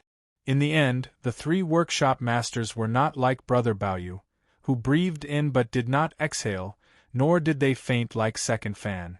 Fan Xian watched the scene with great interest. He couldn't help but be surprised at the toughness of these 3 masters. After being beaten 10 times, they did not even make a sound. He was someone who knew his subordinates' style. Since he had yelled for them to be beaten, not a single one dared to hold back. The 3 masters lay sprawled on the long bench. Their clothes had been lifted up, and their pants had been pulled down. Their buttocks and backs were covered in red marks. They looked wretched, but they had suffered too much humiliation. In front of Fan Xian, they forced themselves not to make a sound for mercy. However, it was always painful to be beaten. Other than the pain, there was also a shred of humiliation from having their clothes ripped off. It made tears begin to well up in the eyes of these middle-aged men. They were watery and filled with hatred, like pitiful puppies. Fan Xian clapped his hands and said, "Strike them out." "Yes," his subordinates replied in unison. They helped the 3 masters up and walked out of the yamen. Behind these 3 masters, who had long been humiliated beyond measure, Fan Xian did not forget to call out like a merchant, 3 days, 3 days, don't you forget." The yamen immediately quieted down. The gazes of the officials looking at Fan Xian grew a glimmer of fear. Everyone under heaven knew of Fan Xian's reputation, but they were not from Jingdo. These officials had not personally experienced the coldness hidden within Fan Xian's clean and scholarly reputation. They were not as clear of the pain as the civil officials the second prince had sent. But today, everyone finally saw it. Other than being secretly afraid, they also couldn't help but sneer. Beating him was fine. He was beating the treasurers, and it was for us officials to see. However, no matter how knowledgeable Sir Fan was, he was still completely ignorant of the affairs of the palace treasury. Now that he had offended the masters of the 3 large workshops, it would be interesting to see how he would clean up after this. Perhaps Fan Xian did not know that his subordinates and officials had the intention of watching a show 3 days later. Perhaps he did not care about this at all. He casually said a few more words and ordered everyone to pay back their debts within 3 days. If there was anything illegal, they were to investigate themselves. He then let the officials out of the yamen. He left behind the general from the Yi family and his close assistant, the vice commissioner of the transport division. In many ways, he still needed the help of these 2 people to do what he was going to do in 3 days. No one knew what he said to the 2 officials in the back garden, but their expressions grew heavier and heavier. In the end, they slowly nodded their heads, bowed respectfully to Fan Xian, and left. "Sir." Su Wenmao handed over the intelligence report the Overwatch Council had sent up. Fan Xian accepted it and nodded slightly as he read. It looked like the people of the 4th Bureau still had some use. However, these years, they had been suppressed by the eldest princess and the treasurers from top to bottom and hadn't had a chance to display their skills. Su Wenmao looked at him immersed in the file and thought of the scene earlier. He couldn't help but furrow his brows. Gathering his courage, he quietly said, "The masters of the 3 large workshops were killed." Fan Xian raised his head to glance at him, and couldn't resist smiling. Of course they were killed. However, killing is not like cooking. If you can eat, you can eat. If you can kill, you don't have to be in a hurry to kill. Sir was too gentle earlier. Su Wenmao came from the first bureau of the Overwatch Council. When it came to managing officials, he was always vicious and merciless. He truly felt that Fan Xian's earlier punishment had been too kind. It was merely 3 masters. If they were killed, then they were killed. Since they wanted to establish their might, then they had to strike like lightning. How could he speak for so long and only give them 10 beatings? He unhappily said, "Sir, you only gave them 10 beatings earlier. That was too light. I'm afraid it will make these people feel dissatisfied." Fan Xian waved the Overwatch Council intelligence report in his hand and calmly said, "Based on the evidence in my hand, if I chopped off those 3 heads with 1 stroke, no one would dare say anything." Su Wenmao was startled. Since this was the case, why had the thunder and rain been small earlier and let go of those 3 people who had no law in their eyes? Fan Xian smiled and explained, "Thunder and rain, they are all the grace. If I had punished them harshly earlier, although the officials and the treasurers would not be satisfied in their hearts and would even grow jealous out of fear, they could only agree. Furthermore, they would be intimidated by the sharpness of the executioner's knife and would become obedient. These 3 days, I'm afraid that in less than a day, the officials will all make up for the deficit. As for the treasurers, they will crazily send silver to the yamen. Isn't this the situation you want to see?" Su Wenmao became more and more confused. Fan Xian waved his hand. "Wrong. Suppressing it for a while and only killing the masters of the 3 workshops, what fundamental change can there be for the palace treasury? It's like hunting monkeys in the mountains. If you kill the Monkey King, the monkeys will scatter in all directions. You also know that it is impossible for me to, and I do not want to, guard the palace treasury for a long time. What will happen in the future after we leave? Those monkeys will run out from the mountains again and steal our corn to eat." Su Wenmao's heart jumped. He understood something. The monkeys the commissioner spoke of were the numerous treasurers of the 3 workshops. If he beheaded the masters of the 3 workshops, the treasurers would obediently spit out the silver and return the wages owed to the workers. However, in that case, the commissioner would lose the opportunity to strike again.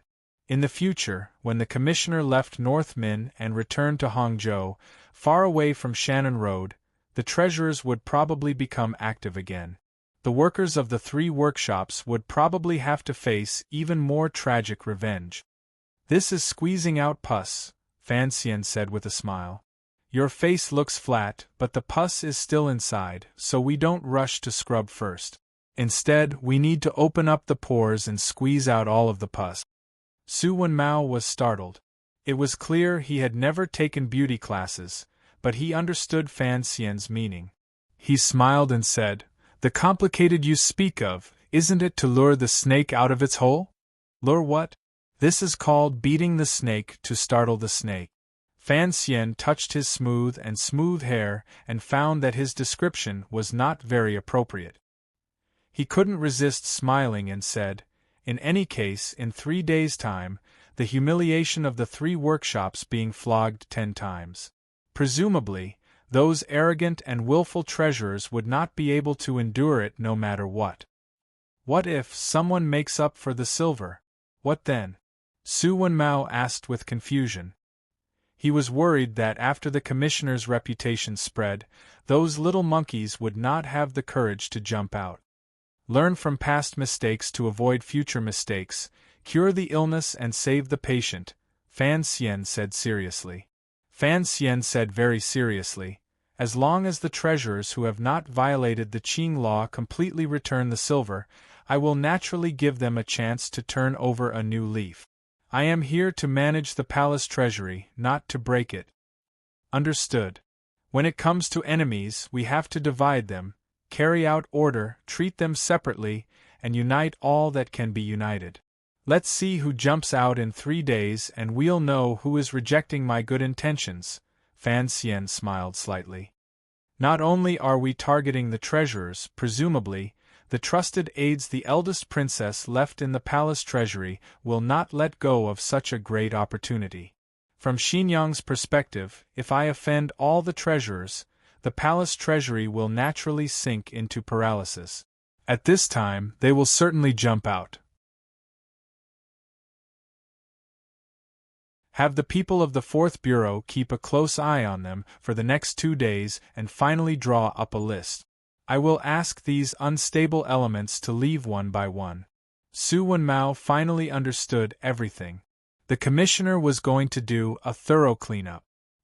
He thought back to the conversation in the garden earlier and carefully said, "Only, sir, the deputy is someone from Ren Qian's clan, so he can be trusted.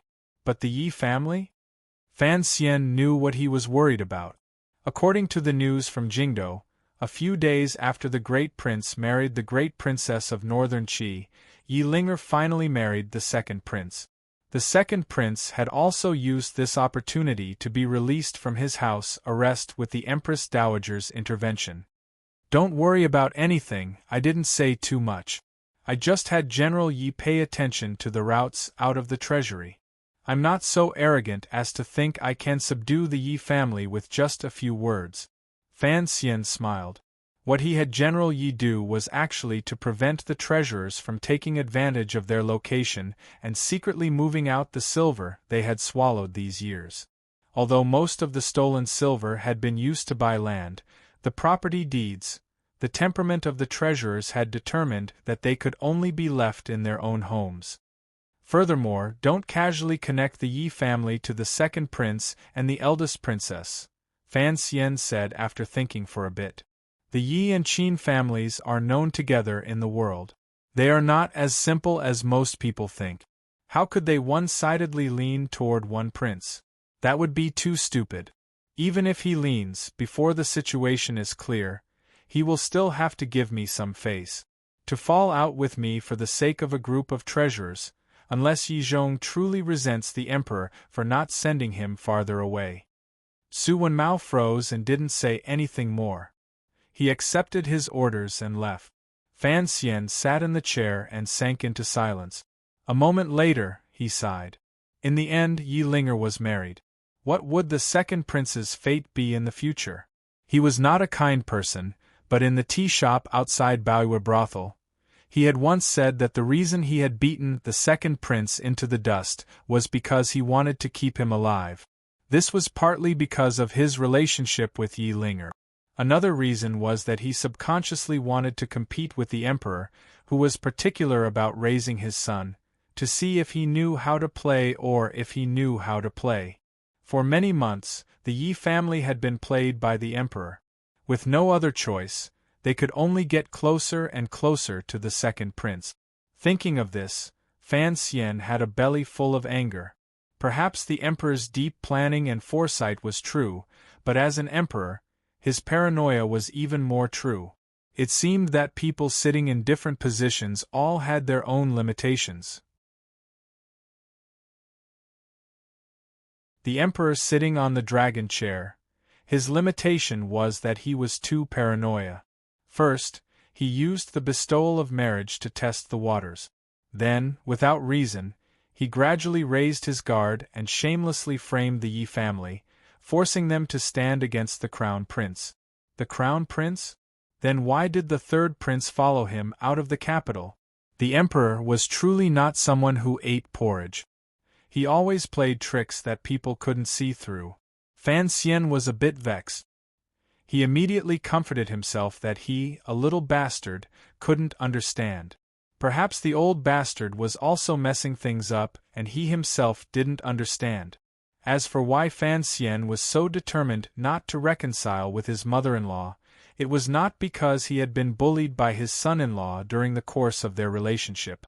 It was also not just because of the reason he had told Haitang to look after the family business.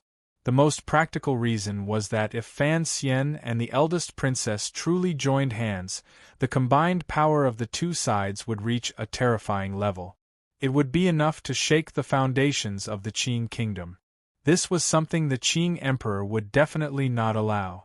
For Fan Xian, who did not have the power of the world in his hands, his current way of doing things was that great wisdom appeared stupid. As long as the emperor did not allow it, he would not do it unless someone wanted to kill him. In the next 2 days, the imperial envoy Fan Xian, who had just arrived in the palace treasury, brought his 7 serving girls and gorgeously inspected the workshops. He gradually became familiar with the process of the palace treasury and gained a deeper understanding of the Yi family's power. It was inevitable that he would touch the wood beside the water wheel by the river and sigh with an endless sense of vicissitudes. Occasionally, he would sit and discuss with the workers in the workshop about the art of blowing glass. It was a pity that his skills were too poor and his face was too beautiful. He could not blow successfully, but the texture of the glass was undoubtedly revealed. After 2 days, most of the workshops closer to the Yamen knew what the new official looked like. As for the legendary Sir Fan Jr., although they didn't dare to look at him directly, they still sneaked a few careful glances. They all said that this noble young master was very good-looking, but his hands and feet were a bit clumsy. His personality was also very kind. The 7 serving girls at his side were all as pretty as flowers and jade. However, one of the serving girls was not very pretty. Her way of doing things and walking had the style of a country bumpkin. She did not look like a girl from a large family. On the other side, the 4 lines of defense formed by the military and the Overwatch Council suddenly tightened their patrolling work. The palace treasury's patrolling had always been the strictest place in the world. With the sudden tightening, they immediately found some forbidden items. Although they were not the secrets of the palace treasury's techniques, they were still heavy items. They were light pieces of paper, but they were heavy land deeds.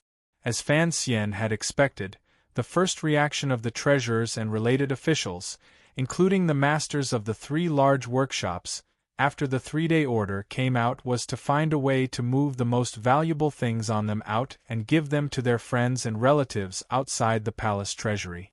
However, after encountering a strict search, the officials and treasurers finally lost all hope.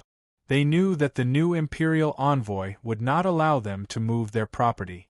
If they kept the property on paper by their side, God, if they didn't make up for the deficit in 3 days, wouldn't their property be confiscated?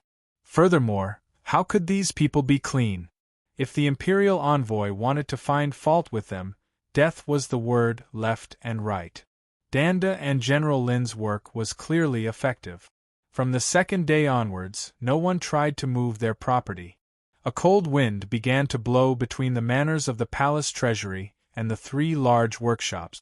As for who the source of the wind was, naturally, there were spies sent out to quietly find out. It was night. Heavy rain fell from the sky in Min and the river swelled. Although there were no problems because of the dam, the cold wind howling angrily and the turbid waves rising into the air had already begun to make many people feel strange. The treasurers, who felt a strong sense of danger, began to link up. From top to bottom, there were more than 200 treasurers. They all had their own plans in the face of the 3-day order. Some of them still had a conscience and were prepared to return the stolen money and start anew. Some of them were afraid of Fan Xian's power and began to secretly prepare to report their colleagues' illegal actions to fight for their innocence. Even more people began to gather in the manor of the masters of the 3 large workshops and secretly discussed how to handle this matter. After the 3 masters of the 3 large workshops were beaten, they could only lie in bed. Although they were in 3 different places, the hatred in their hearts toward Fan Xian and the bitter resentment in their eyes were of one heart. In any case, they were not willing to lower their heads to Fan Xian because they had done too many bad things. Even if they lowered their heads, they would probably not be able to escape death in the future. Among the collusion of these treasurers, The confidant that Xinyang had left in the treasurers also played a vital role. Using the name of the princess far away in Jingdo, he assured the treasurers that the court's first concern was still the production and profit of the palace treasury and not the small pieces of silver that they were greedy for. What about 1 chopstick? What about 10 chopsticks? In any case, most of the treasurers finally huddled together tightly and began to smash like bowling balls toward Imperial Envoy Fan Xian, who seemed to know nothing and only knew how to take a beauty with him. On the last day of the 3-day order, Fan Xian followed the rules of the previous 2 days and stayed in the yamen to discuss matters in the morning. Although the treasurers had not voluntarily handed over the stolen goods and admitted their guilt, many of the officials had returned some silver. As for whether or not they had returned the full amount, that was a matter for the future and could be discussed later. At least on the surface, they had acted respectfully. There were also some treasurers who secretly admitted their guilt and took the initiative to climb up to the Overwatch Council to be tainted witnesses. Naturally, Fan Xian accepted them with a smile. It looked like the other party was indeed not a piece of iron. The palace treasury's casting skills were indeed not up to standard. He drank his tea and looked at the fine rain outside the hall in a daze. He slowly thought of the heavy rain last night. Would the Qing kingdom suffer another flood this year? It looked like he had to hurry. Otherwise, before the silver his father wanted could be transported to the banks of the Yangtze River, the banks would collapse again. Sir! An extremely panicked voice exploded like a muffled thunder, waking Fan Xian from his thoughts of a saint. Fan Xian looked with bewilderment and saw a group of officials in completely drenched robes run in. These officials were all people who had gone to each workshop to announce the 3-day order's deadline. Why had they all run back? The person in the lead was the second in command of the palace treasury, the deputy of the transport company, Ma Jie. With a face full of shock, he pulled at the front of his robes and rushed in without a care for the dirty water and wet shoes. Sir Ma, why are you so panicked? Fan Xian looked at him and furrowed his brows slightly, putting on a chow air. Sir, it's not good. Although Ma Jie had long known that the treasurers would certainly retaliate against the 3-day order, suddenly hearing of this matter, he couldn't help panicking and quickly came to report to Fan Xian. The 3 large workshops are on strike. Fan Xian was slightly startled and stood dumbly on the stone steps. Ma Jie thought the imperial envoy had also been shaken by the sudden bad news. He wiped the rain from his face and smiled bitterly. This is good, this is good. The 3 large workshops were on strike.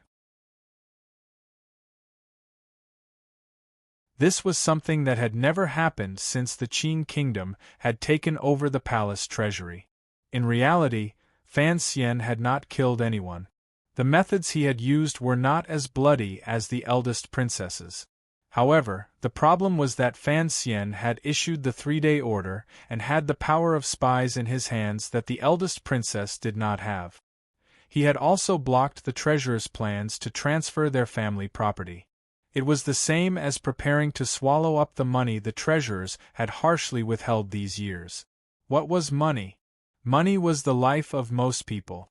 Thus, the treasurers dared to use such a shocking move as a strike to fight Fan Xian to the death. Fan Xian was only slightly startled and immediately came to his senses. A faint smile rose to the corners of his lips. In reality, he was not shocked by the intensity of the treasurer's reactions. He was just thinking that this world also had a strike. Sir, what do we do? Should we first take back the 3-day order? Ma Jie asked with a face full of hope. He did not approve of Fan Xian issuing the 3-day order. Now that the treasurers had truly gone on strike and the 3 large workshops of the palace treasury stopped work for 1 day, how much silver would the court lose? Who would be able to shoulder such a large crime? Even if Fan Xian's family background was different from normal people and he was not afraid of the opinions of the people, the emperor would not easily forgive him. Contrary to the expectations of Ma Jie and the other officials, Fan Xian gently stroked the glossy strands of hair on his head and stretched his neck. A faint trace of excitement appeared on his face. As expected, they did not disappoint me. They made a big commotion. This is good. When I catch up, I will kill them all. Ah! The officials stood stupidly in the fine rain. On the wooden beam of the yamen, a pair of swallows danced gently. In the sky full of rain, Fan Xian wore the black robe of the Overwatch Council and led the officials of the transport company, a total of over 20 people, hurriedly to the first workshop that had called for a strike. The officials stood outside the workshop and found that they could not hear the sizzling sound of the furnaces. There was also no black smoke coming out of the workshop. There was a death-like silence. Everyone couldn't resist casting their gazes on Fan Xian, thinking, how exactly was he going to deal with this silent protest? No one knew that the Qinian unit and the swordsmen of the 6th Bureau, who had followed Fan Xian to Jiangnan, were already wearing raincoats and waiting silently not far from the workshop for orders. Even further away, General Ye's face was heavy as he clenched his fists tightly. His heart was perturbed as he spoke with Su Wenmao beside him. His mind was completely on the workshop that was on strike. Behind the two of them, a battalion of soldiers with knives and spears in their hands were waiting. The people on strike in the first workshop were all gathered in this large workshop. There was still the remnants of heat from last night inside the workshop. This was where they were responsible for making glass. Fan Xian walked with steady steps into the workshop and raised his head to glance at the tall roof of the workshop. He sighed in admiration and said, "The rain protection is done well." The workers were huddled in 2s and 3s at the back. Their faces were full of fear. These lower-level workers did not know why they had suddenly stopped work. Looking at the newly arrived imperial envoy, their hearts were filled with fear. In front of the workshop, a dozen green-robed treasurers forced themselves to remain calm and bowed to Fan Xian. "Why hasn't work started?" "Good to let you know." Master Xiao, who was still injured behind him, glanced at Fan Xian with a hateful gaze. Last night, the rain was too heavy and extinguished the furnace. It washed away the molds, so there is no way to start work. The master and treasurers were not idiots. They knew they couldn't openly say they were on strike. Otherwise, if Fan Xian really went crazy and raised a knife to kill them all, they could still justify it. Thus, they could only find some reasons. In reality, they were still using the strike to threaten the other party. Perhaps this was the so-called art of negotiation. In terms of poetry, Fan Xian could be said to be an artist, but his job was often to destroy art without any sense of beauty. With a heavy face, he said, "The molds are ruined and the furnace is wet. What about the second workshop? Could the molten steel that could burn people to death have also solidified? Can a spinning machine also rust?" Without waiting for Master Xiao to reply, he narrowed his eyes and said, "I think you treasurers are the ones whose brains have truly become rusty. There was no such thing as negotiation. Fan Xian only needed someone to make trouble. It was necessary to change the technical director of the palace treasury. How could he miss this opportunity? Come, cut off this Master Zhao's head for me and use his blood to warm the furnace." Fan Xian clapped his hands and said evenly. Master Xiao paused as if he didn't understand the meaning of the imperial envoy's words. Just as Fan Xian's voice fell, the Overwatch Council officials wearing raincoats had already walked into the workshop. A subordinate lifted up a chair for Fan Xian to sit. A few others had already cleanly kicked Master Xiao to the ground and pulled him to the side of the furnace about 50 feet away from Fan Xian. Fan Xian waved his hand. The officials of the transport company behind him broke into an uproar. Deputy Ma Kai's anxiety attacked his heart and he cried out in fear, "Sir, you can't." Master Xiao, who had been pushed to the mouth of the furnace, finally came to his senses. He knew the imperial envoy really wanted to kill him, really dared to kill him. He began to struggle with all his might. His feet kicked against the dirt on the ground, making a rustling sound.